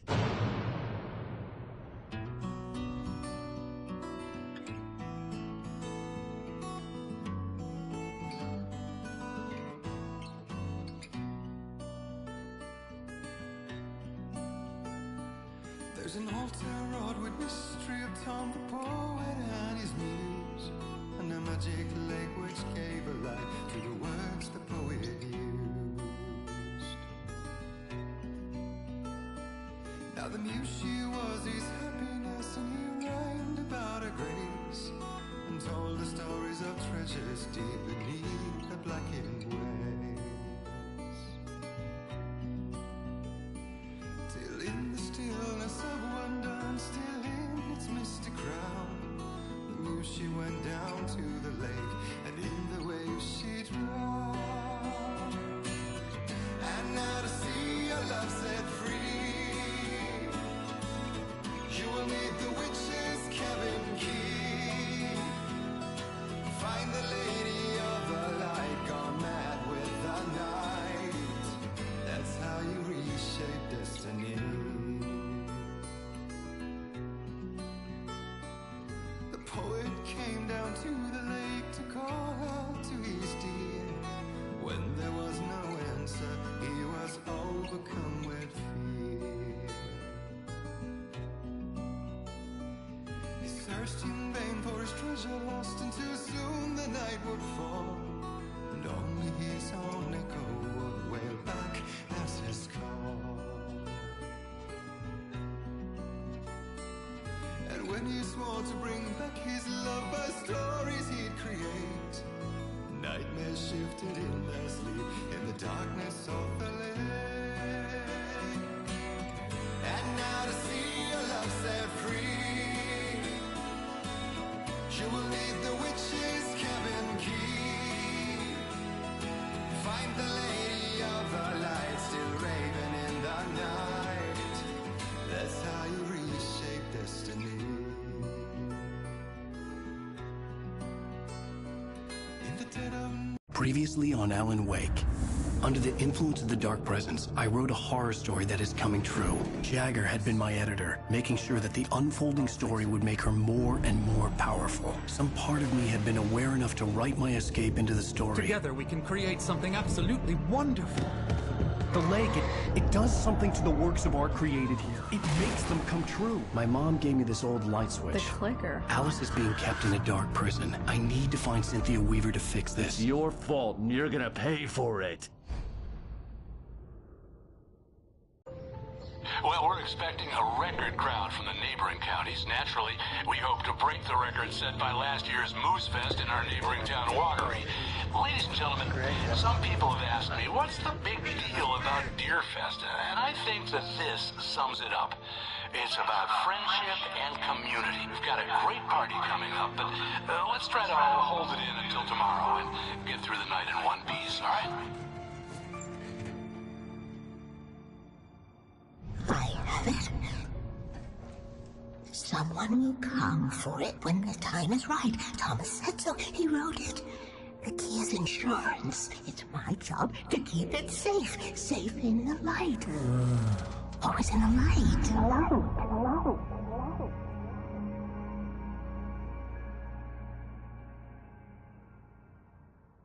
All the manuscript pages were gone. The FBI agent had taken them. I think my tongue just took a crap in my mouth. Ugh. Oh, wait, we're in jail now? Al. Al, this is not good. That about sums it up.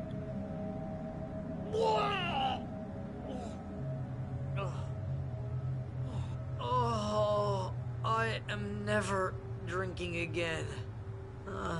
I need to talk to Weaver. She's the one in the song. The Lady of the Light. What, the crazy lady? Ugh, whatever you say, Al, but we're stuck here. They're not gonna... interviewed Wake. I had some reading to do first, Sheriff. And let me tell you, it was an interesting read. Well, I've got you now, Raymond Chandler. It's all here. All the evidence, including conspiracy to murder a federal agent. There's no way you're walking out of here. You hear me in there, Bret Easton Ellis? Huh? Agent Nightingale, I want to talk to your superior. Well, we all want things, Sheriff. I wanted my... Look, that's not possible right now. Agent Nightingale, I insist.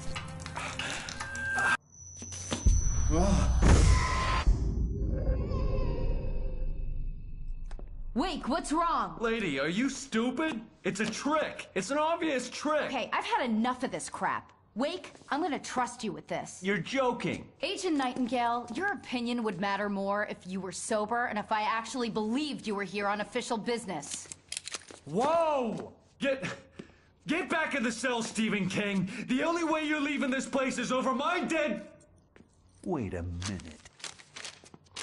I know this... Oh my God! Light. We need light. It's the only way to fight this thing. In my office. I've got your things there. Follow me. Oh, man. Nightingale tried to make sense of the manuscript. It was disjointed and strange. He didn't understand half of it, but it all rang true. Impossibly true. He took out his hip flask when he reached the page that described how he reached the page that made him take out his hip flask. It wasn't the booze that made his mind reel.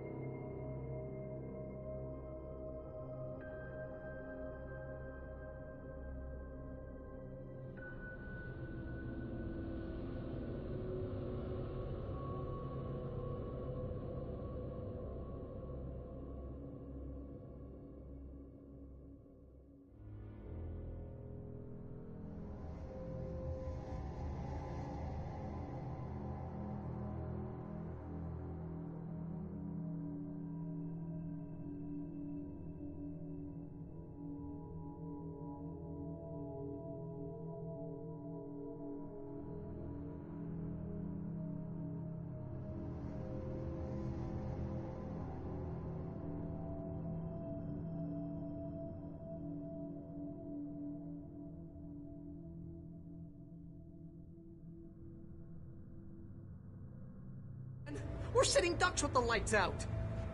Stay cool.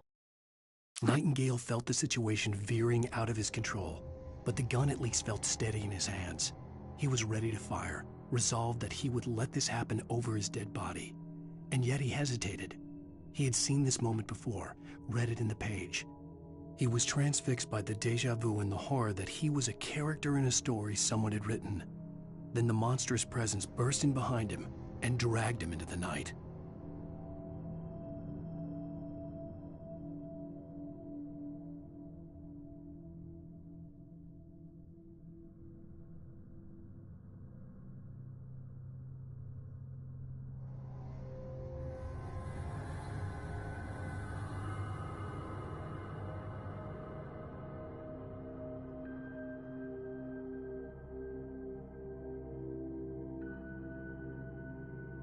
I can get the emergency power on.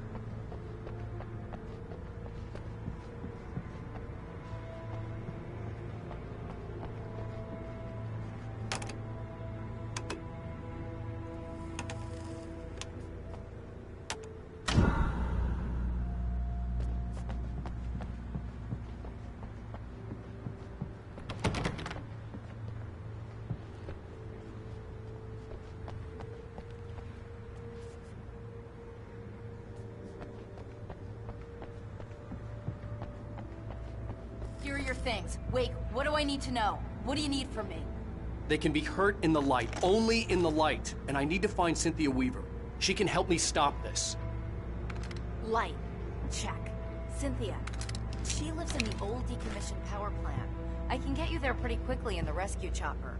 Come on, let's get back to your friend. Wheeler, I need you to stay here. What? No. We're going to fetch our ride, but I have friends who need to be warned about this, and I can't be in 2 places at once. I need your help. Well, okay. Here's a list of people and phone numbers. I need you to call them and tell them you have a message from me. Night Springs, okay? They'll know what to do. Night Springs? Like the TV show? Gotcha. Oh, hey, that radio guy is on the list. Maine. Who's Frank Breaker? He related to you? My dad. Hey, is this like a secret society? Can you do this? You'll be safe here. The backup power's on. These guys need to be alerted, just in case we don't come back. You'll come back for me though, right? As soon as we get the chopper ready. Thanks, Wheeler. I owe you one. Okay, let's go, Wake. Through the back. My hangover wants a pizza. You think there's any way I could order one out?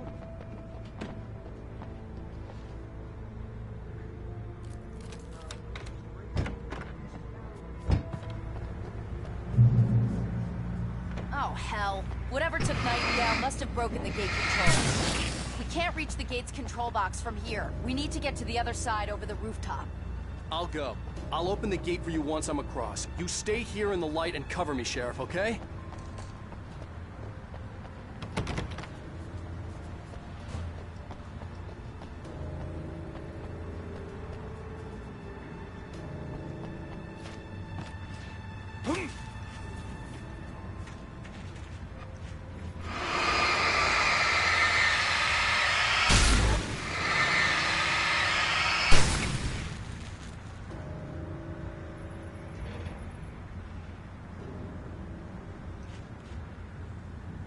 I needed to reach the rooftop to get to the other side of the broken gate.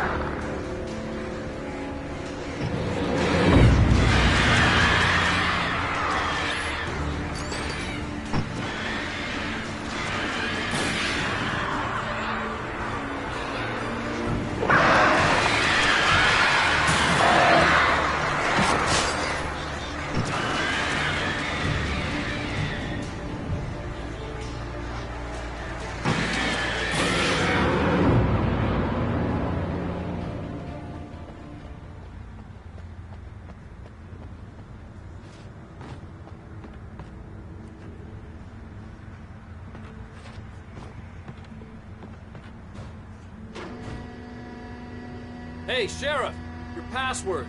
Night Springs? What's that all about? It's a stupid joke we have. That Bright Falls is the original inspiration for the TV show. This town can get weird at times. Never this weird, though. You need to bypass the damaged control box. What am I, an electrician? Hold on!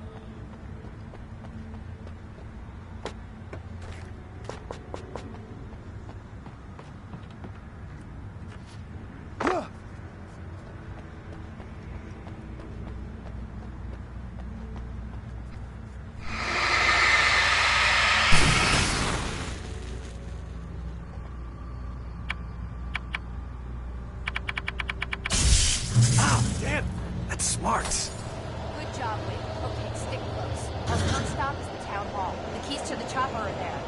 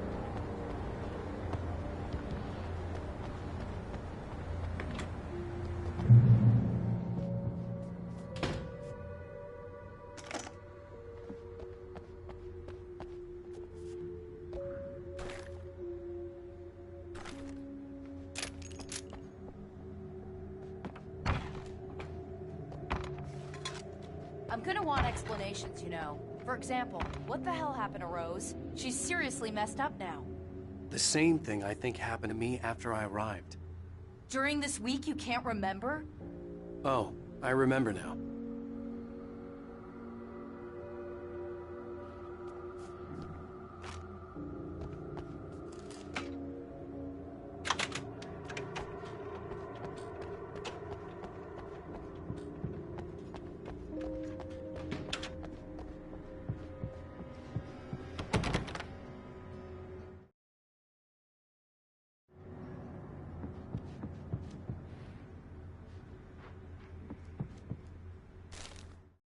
Barry was in his element, making calls, making things happen, even if he didn't entirely know what those things were. He wouldn't let the hot sheriff chick down. Even if every noise he heard from outside, and he heard plenty, made him jump. He had only paused to text Al a message, told him to hurry up. Suddenly, Barry froze in mid-dial. A window broke somewhere in the building, and then the lights went out.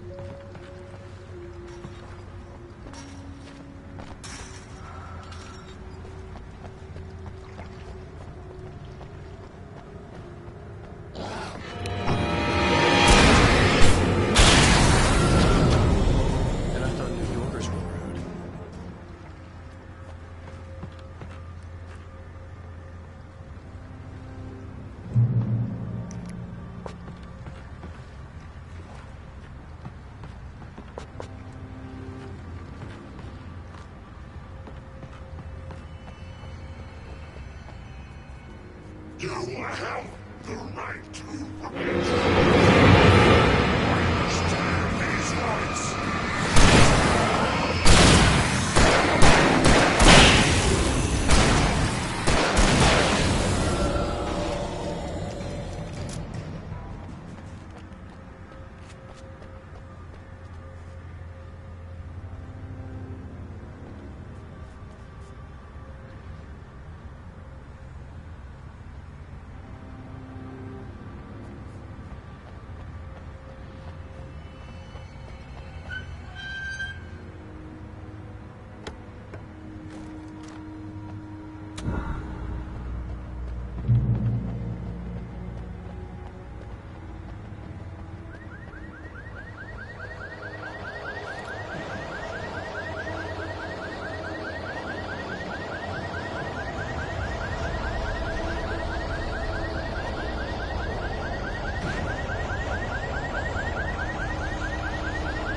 Over here! There's light!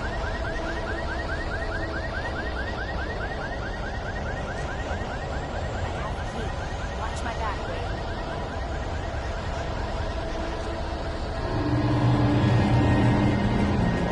It's an ambush!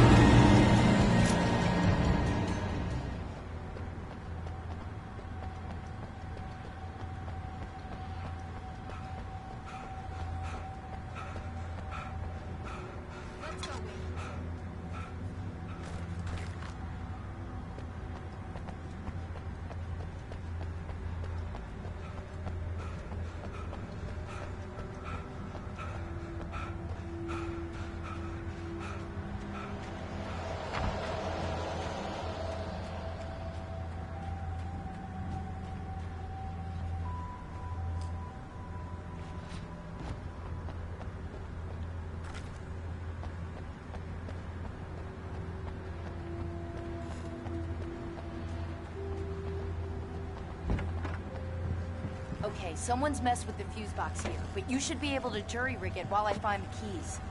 I already got electrocuted once today. How about I look for the keys and you get burned for a change?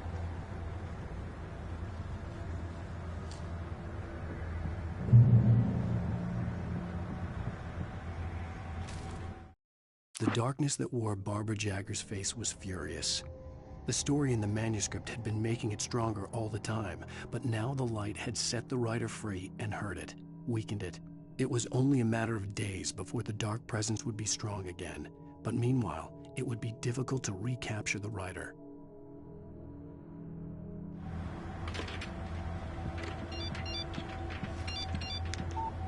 The message was from Barry.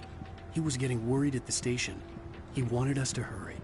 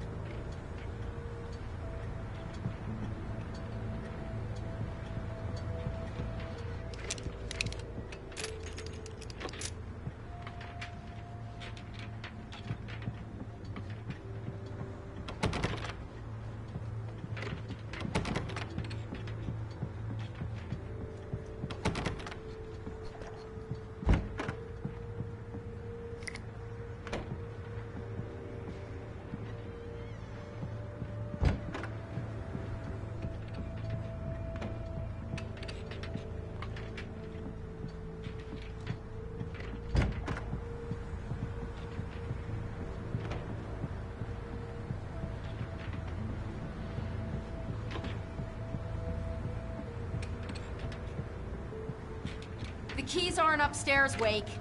I'm just gonna take a quick look.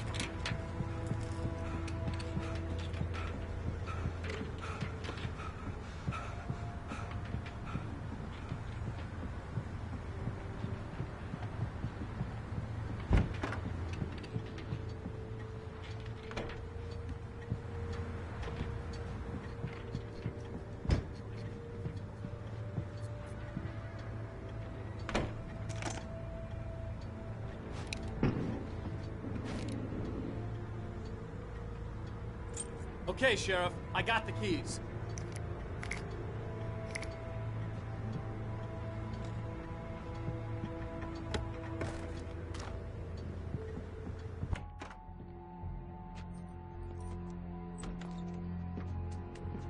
Barry? Why isn't he inside? Oh, God. Oh, God.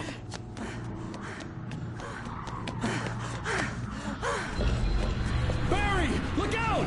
Barry, move! Ah! Barry! He made it inside, Wake. He's okay. The storefront's blocked. Come on, Wake. Let's go around. We can meet him in the back.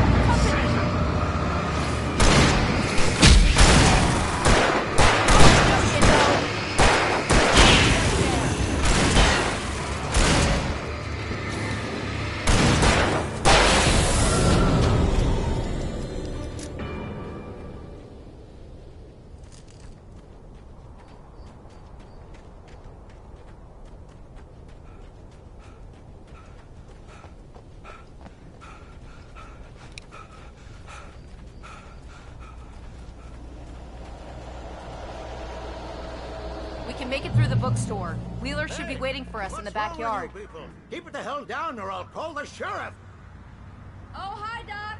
I've got it. Don't worry about it.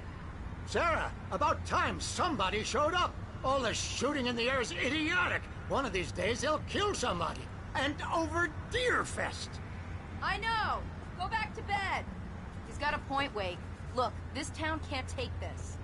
It's me they want. The sooner I get out of here, the sooner you can all get back to life as usual. I hope you're right. Come on, let me get this door open. Wait, you got the keys to the bookstore? Perks of being the sheriff. A girl needs to get around.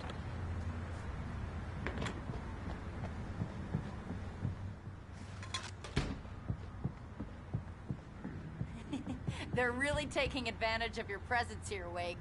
I heard they're selling a lot of your Alex Casey books. Right now, I'm not a big fan of my own writing.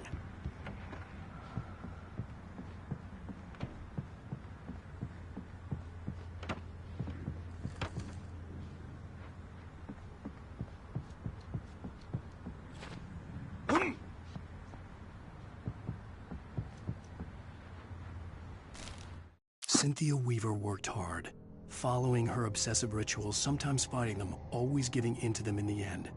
She haunted the halls of Bright Falls' abandoned power plant. She marked her caches with light-sensitive paint that could only be seen by eyes that had been touched by darkness and saved by light like she'd been. She was preparing defenses and supply lines for the war she knew would come. The war between the forces of light and darkness. I don't see Barry. Look, wait, maybe that's him. That's the way to the chopper.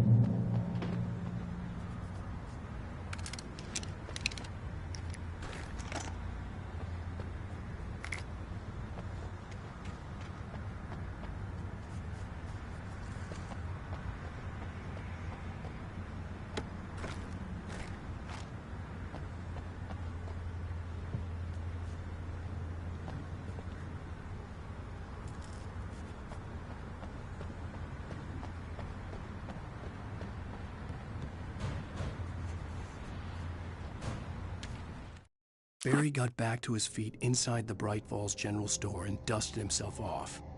Right next to the cans of baked beans was a locked case filled with flare guns, and yet here was a conveniently placed barrel of crowbars. Barry's smile widened as he realized that this was the classic movie scene where the hero had to gear up and arm himself to the teeth. Barry threw himself into the role.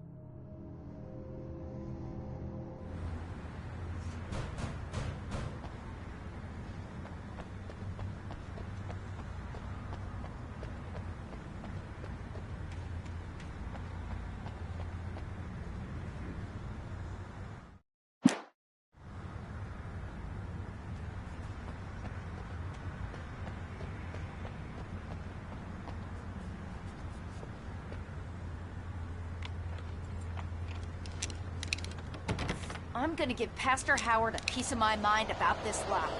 I told him to get it fixed. Physical labor.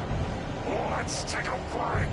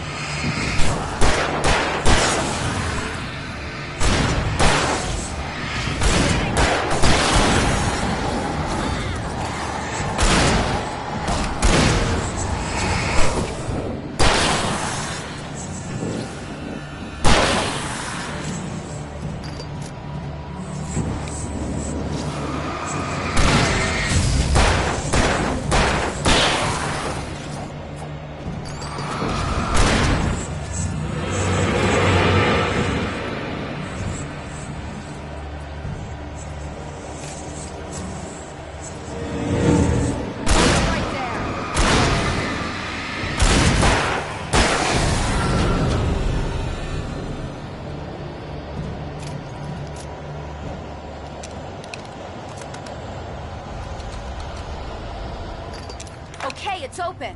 Let's go, Wake.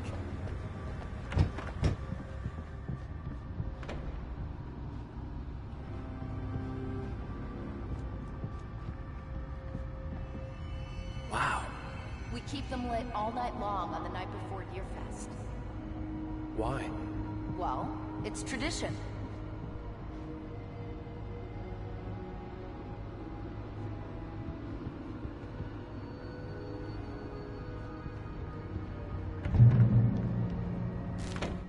For it to be free, the Dark Presence needed the writer to finish the story. Again and again, the story let it get frustratingly close to the writer without letting it capture him. It was bound by the events depicted in the manuscript, but it could pursue the writer indirectly, put others on the task, and stop those who would help him. It took over everything in its path, made them its puppets, and sent them after Alan Wake.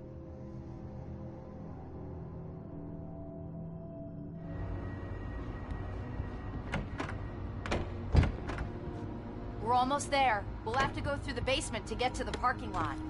Yeah, there's no way going through the crypt will turn out to be a bad idea.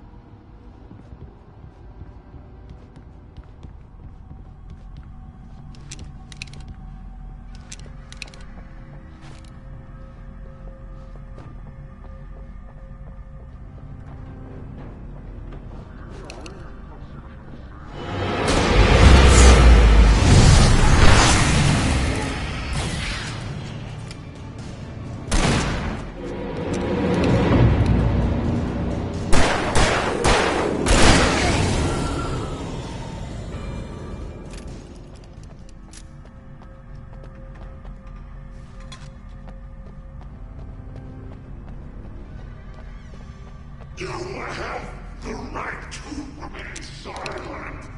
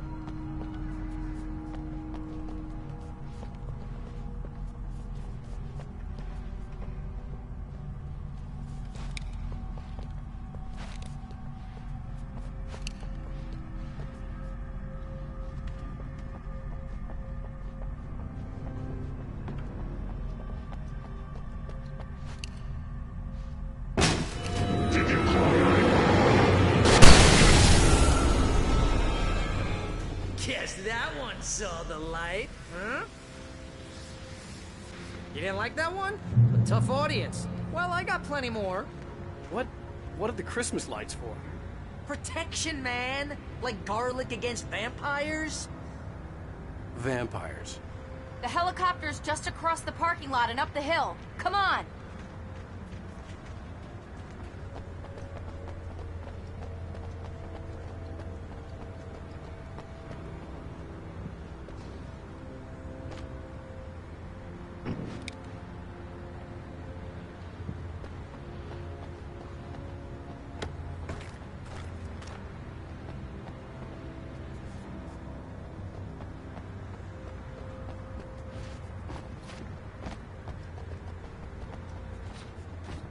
Bright Falls General Store is now my favorite place in the entire world. See this headlamp? It's like a superpower. I can just look at one of those things and they die. It's my flaming eye of Mordor. I wish I didn't say that. Yeah. Hey, I want a headlamp. Last one. Bastard.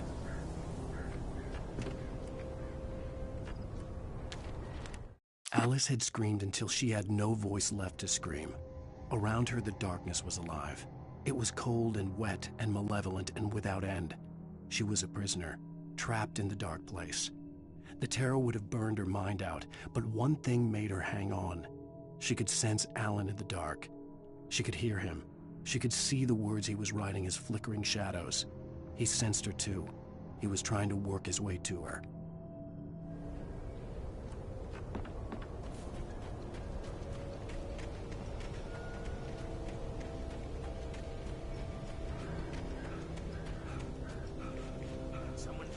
a school bus at your head and you're about to take a helicopter ride with someone who may or may not have a pilot's license, you're cleared for departure to Night Springs.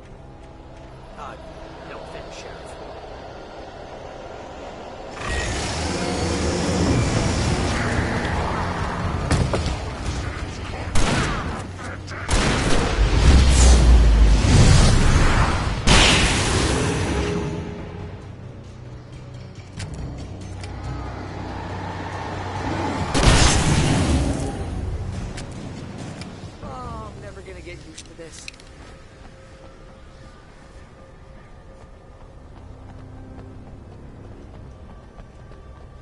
The helicopter's just up ahead.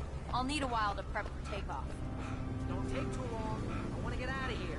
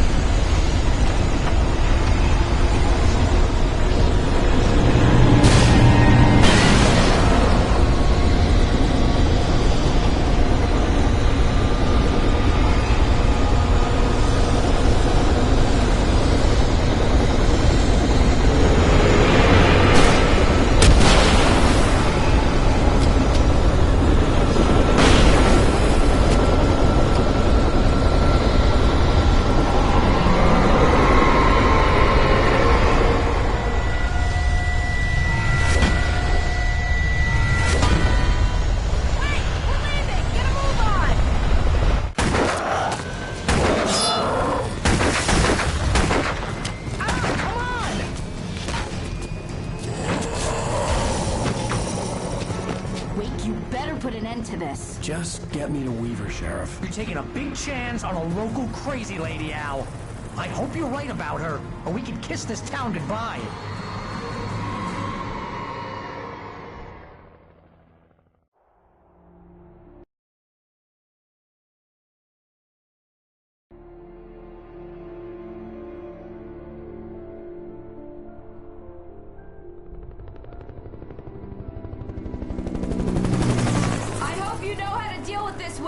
I guess you New Yorkers are used to rough situations like this. Right. The city's a war zone. King Kong, mutant alligators, and Alex Casey shoots the place up every weekend. Look, I never even carried a gun until a couple of days ago. Well, my dad used to be a cop there. Tells some pretty wild stories. Stuff like this? No, just normal bad stuff. Kinda like your books, Wake. I used to tease Dad that he was just like Alex Casey. You've read me. Oh, sure. You're a pretty good writer. A little heavy on the metaphors, maybe. Nobody's ever said that before. We're coming up on the power plant. See the lit building over there? And that's the dam further up the river. I can't land here. I'll take her down the road across the river. Just get me there, Sheriff.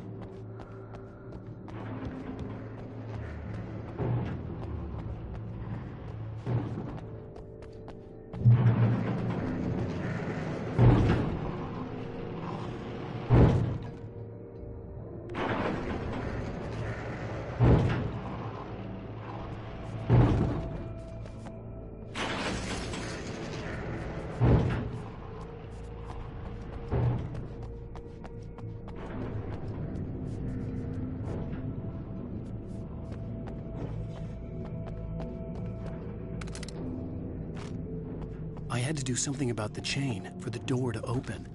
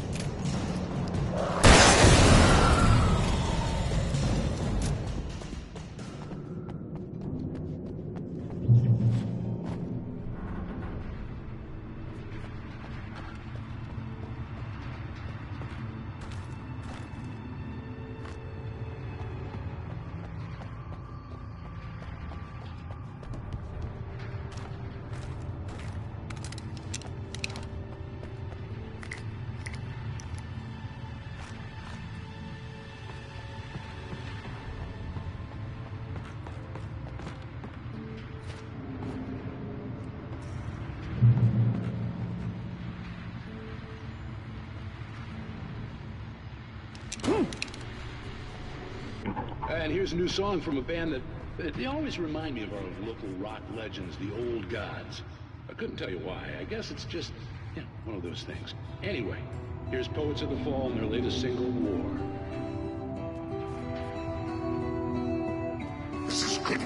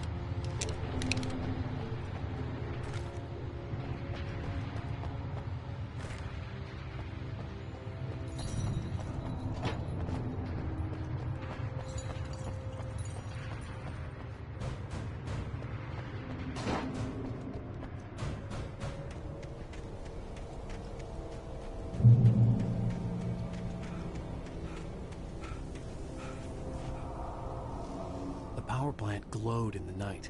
It was close, but I had to find a way across.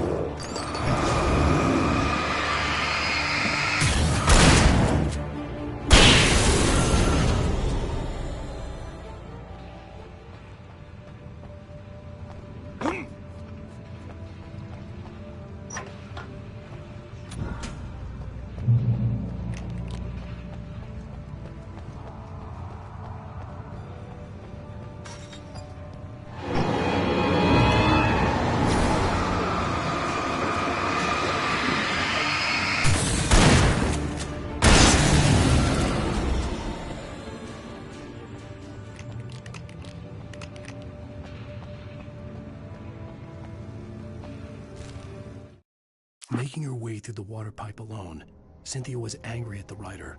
Foolish young man, taking unnecessary risks. And the way he broke the rules. Didn't he understand what was at stake? Since the terrible days in the 70s, she hadn't wavered once, as hard as it had been. She was tired of protecting the town all these long years, and now only wanted to rest.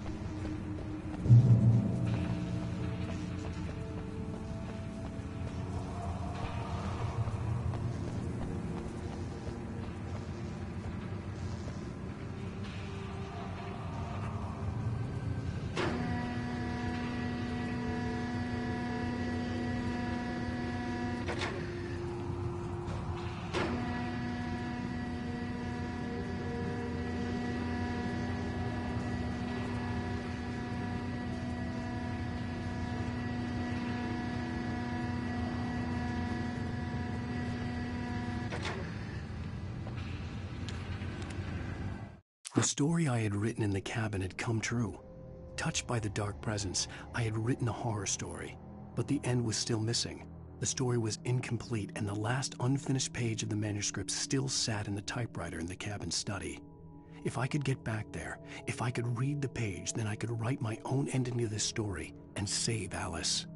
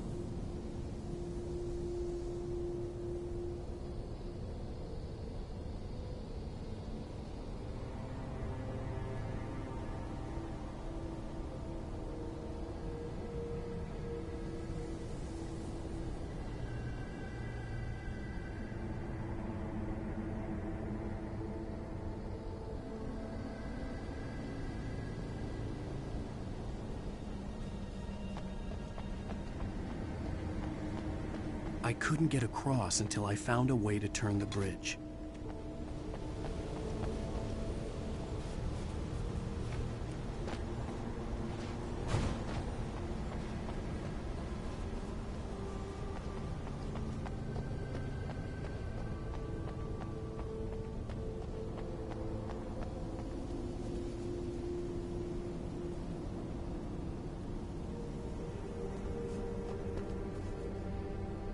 The rotating bridge was open. I had to find a way to close it.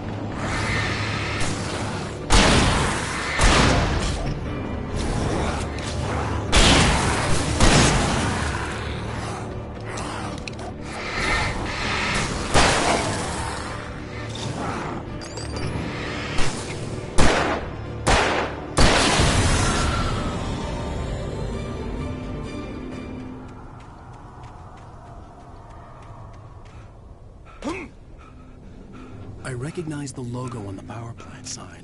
I'd seen a version of it painted all over the area, signifying hidden caches of supplies.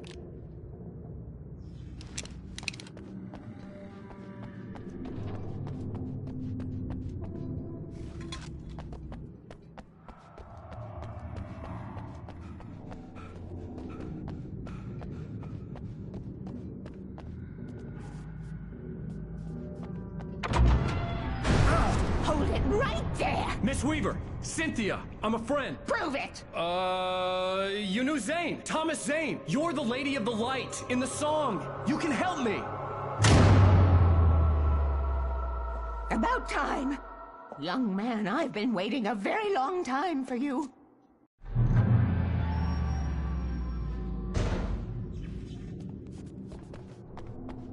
It's in the well-lit room.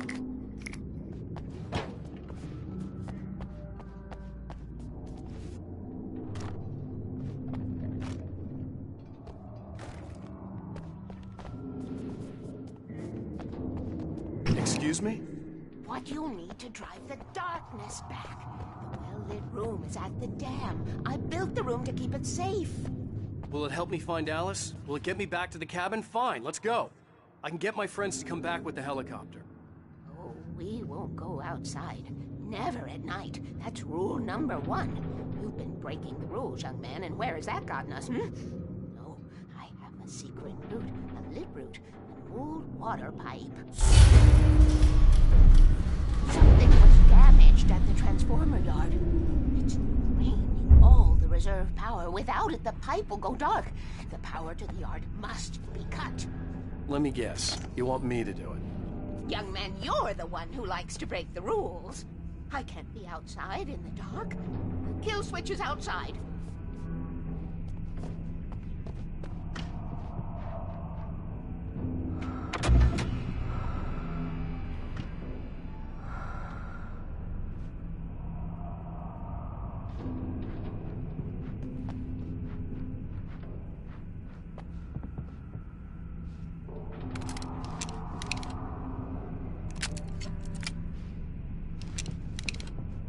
Hurry! The switch is on the wall facing the shore. I have been preparing for these times. The dark tides have found my ashes, haven't you? You can see the signs. Very few people can.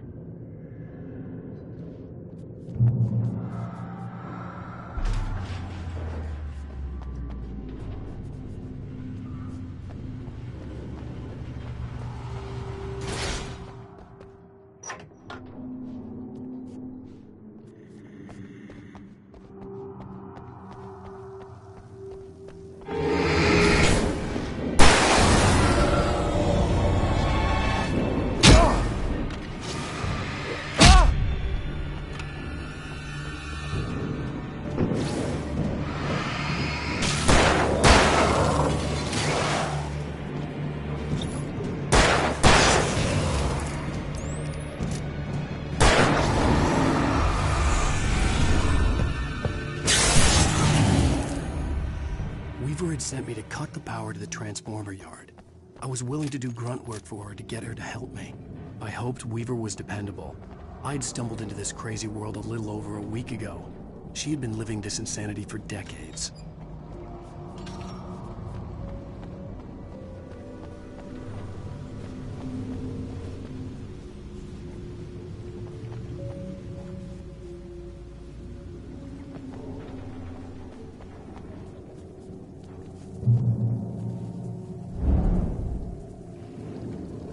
I could see the kill switch that would cut the power to the transformer yard. Now I had to find a way to reach it.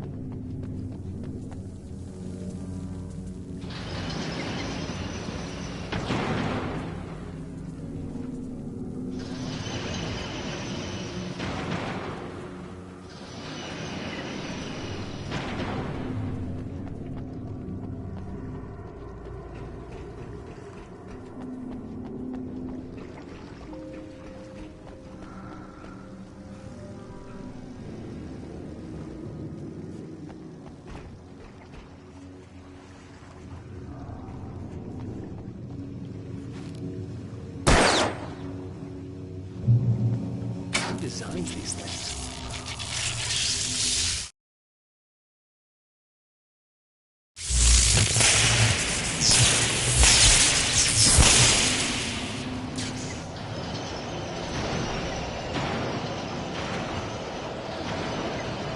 The transponder yard went dark and dead. Weaver's water pipe passage should now be good to go.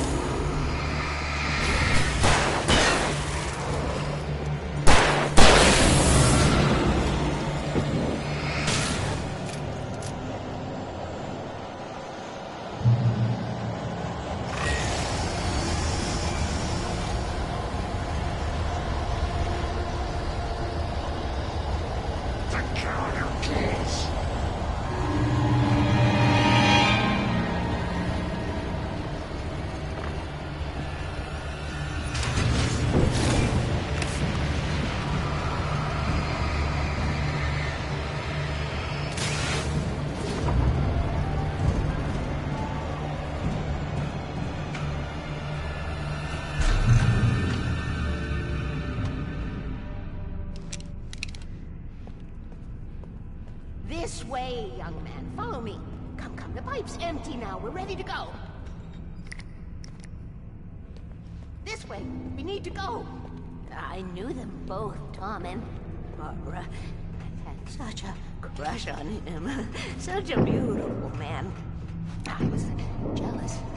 There was a part of me that was maybe a little glad when she had the accident. And then Tom started writing and woke the darkness up. He tried to bring it back, but you can't do that. There are no free rides like that. I'm starting to realize that. In that case, young man, perhaps you're a smarter man than Tom was. The witch looked like her, but it wasn't. Barbara was sweet. He didn't understand until it was too late. He tried to undo it, wrote himself, her, everything he'd ever written out of the world. Oh, he was so famous.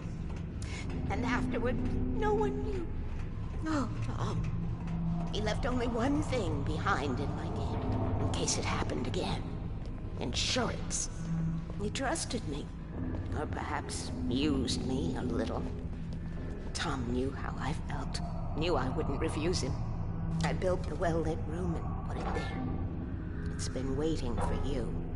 We are characters trapped in a story you have written, and none of us will survive to see the end of it if the darkness isn't stopped. She'll twist the story to her own dark ends. How do you know all this? Tom, that's the way he wrote it.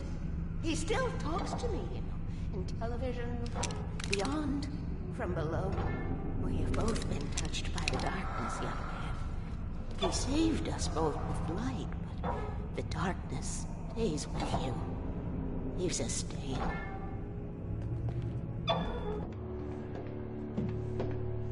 This pipe will take us directly to the well-lit room. Okay, I need to call my friends, tell them where we're going. Hello? Al! Barry, we're headed to the dam in one of the pipes. Meet us there. Okay, I'll tell Sarah. It's Sarah now? Whoa! No! For the sweet love of... Barry! Barry! We gotta go see if they're okay. They're probably dead. You must reach the well-lit room. This is no time to be a selfish idiot. That's my best friend.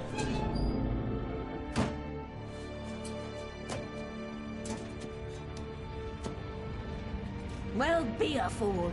I'll use the pipe. I'll meet you at the dam if you make it.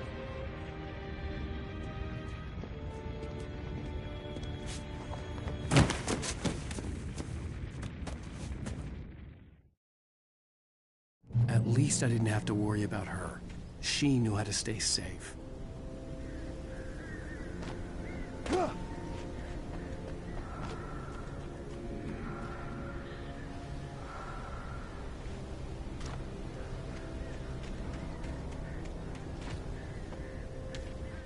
Sarah was almost starting to relax.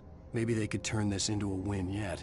Suddenly, there was a piercing sound, like a table saw gone wild, as 100 birds made out of shadows swarmed into the rotor.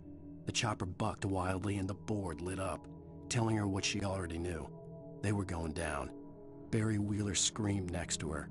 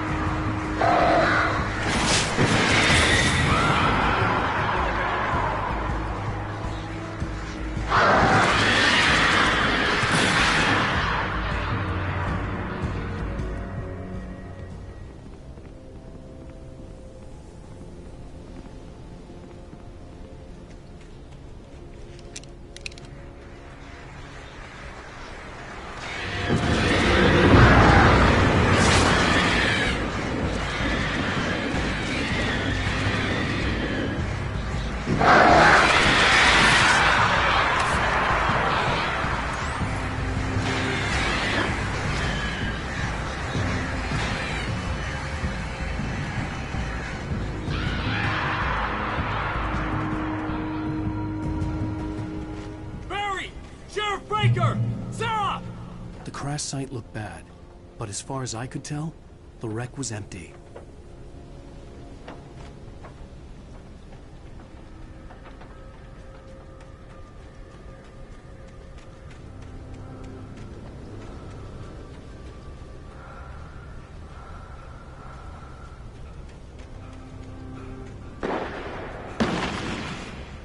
Barry! Barry!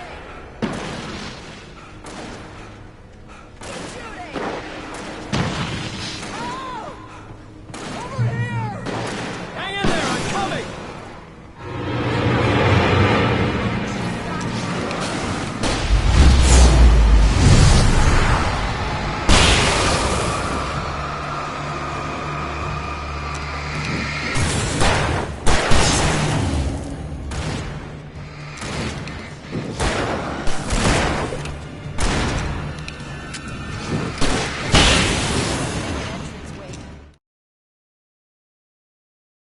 We were ready to make like Butch Cassidy and the Sundance Kid. I have a different ending in mind. Yeah, I'm fine. Thanks for asking. I knew you'd be all right. How's that? The flaming eye of Mordor? Laugh it up, funny man. Didn't we have somewhere to go? Weaver will meet us at the dam.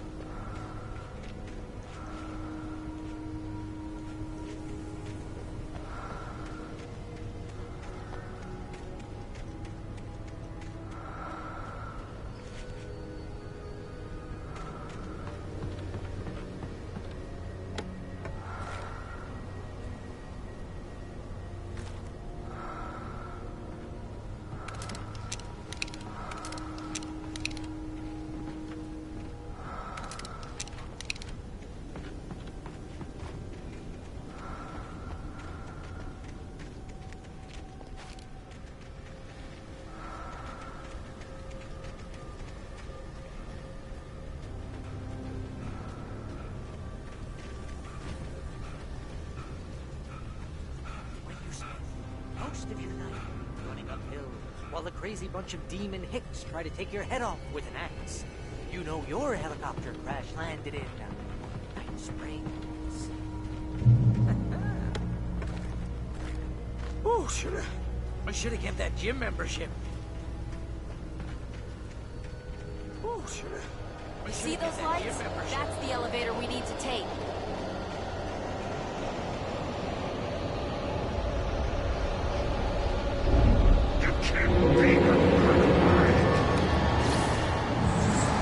What the hell is that thing?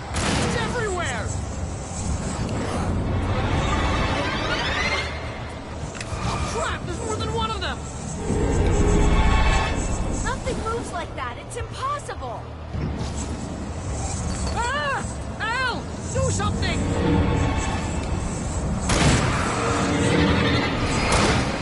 I can't get a shot. There! Go! There! Al!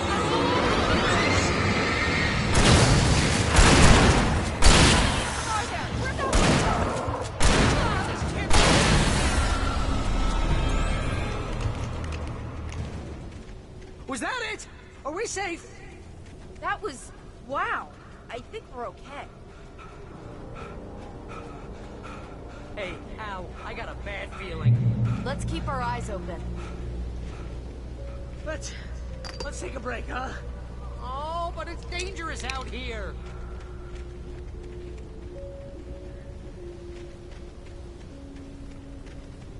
Wait, call the elevator. I'm keeping watch. I hear something moving around.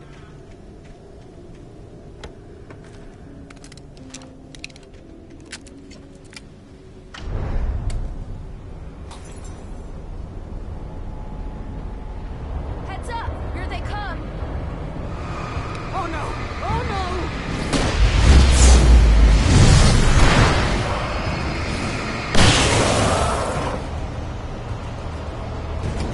They're coming! We have to hold them off!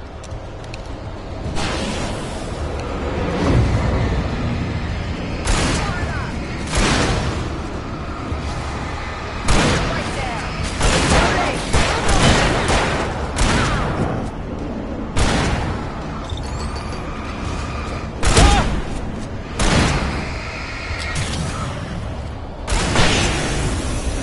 I swear this is the slowest elevator in the world.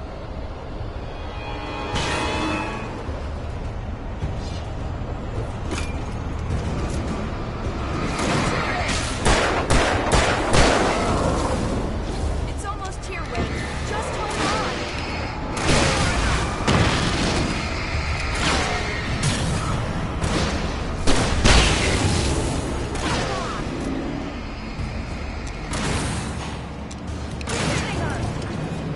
It's here! Al, let's go!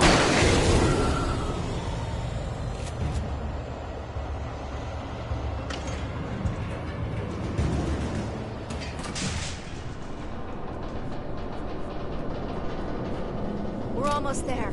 There's an entrance into the dam at the top. What's the plan, Wake? Well, Weaver's crazy, but she's got something Zane left behind. Something to fix this. Gee, could you be a little more vague? Thomas Zane? Seriously? Might as well be Paul Bunyan or Bigfoot. Yeah, well, he was real.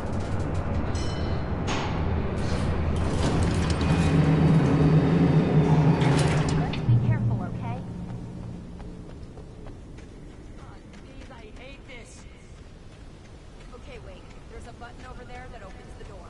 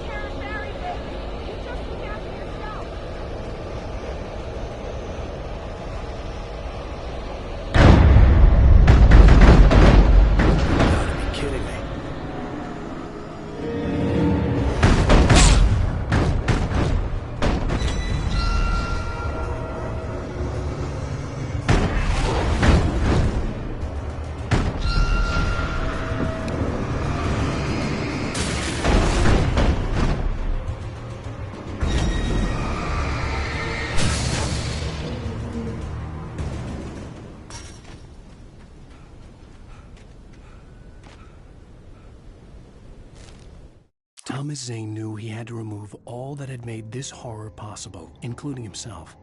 That was the only way to banish the dark presence he had unleashed and now looked at him through the eyes of his dead love. But he also knew that despite his best efforts, it might someday return. So even as he wrote himself and his work out of existence, he added a loophole as insurance, an exception to the rule. Anything of his stored in a shoebox would remain.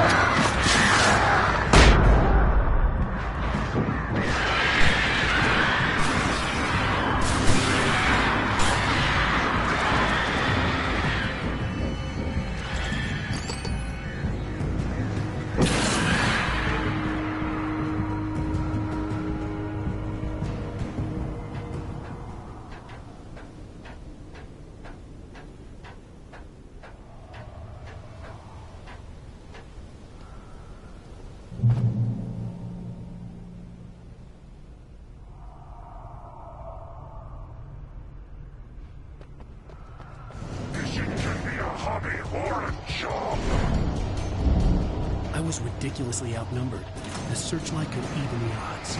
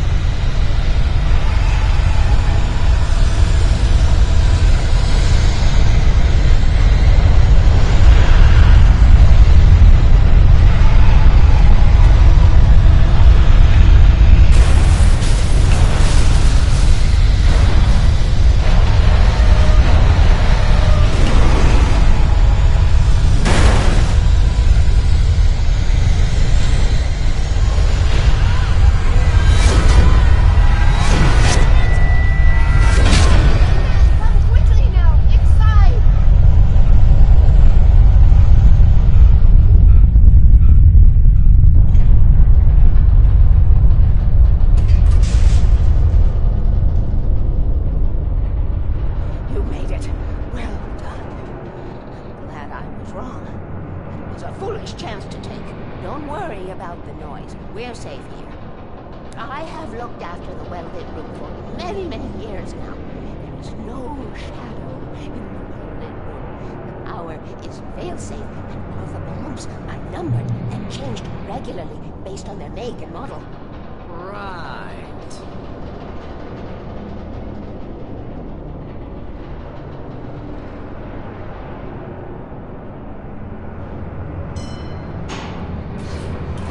There's an old army base at Rainbow. It was active during the Second World War. They operated here back then. They must have built this.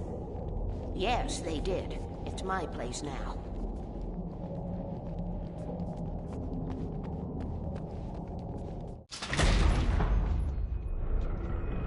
Take it, and I won't need to worry about the room anymore, because 6 and 33 and 118 need changing soon, and I don't want to climb up the ladder to change them because it's very late, and I'm tired.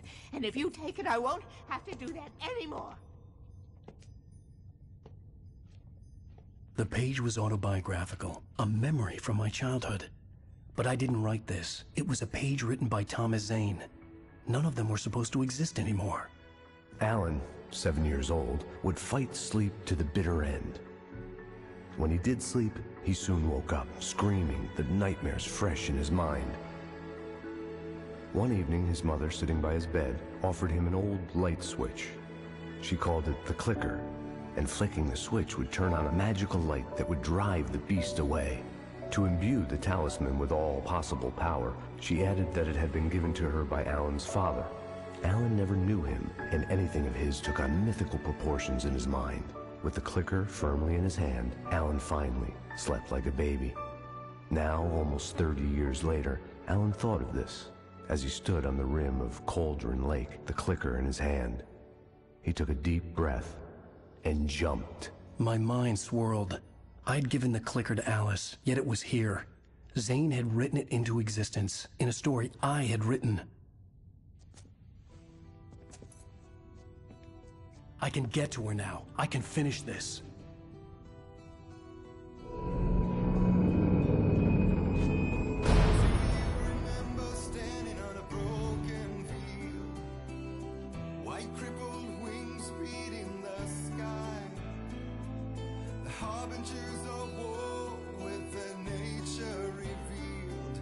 Chances flowing by. If I can let the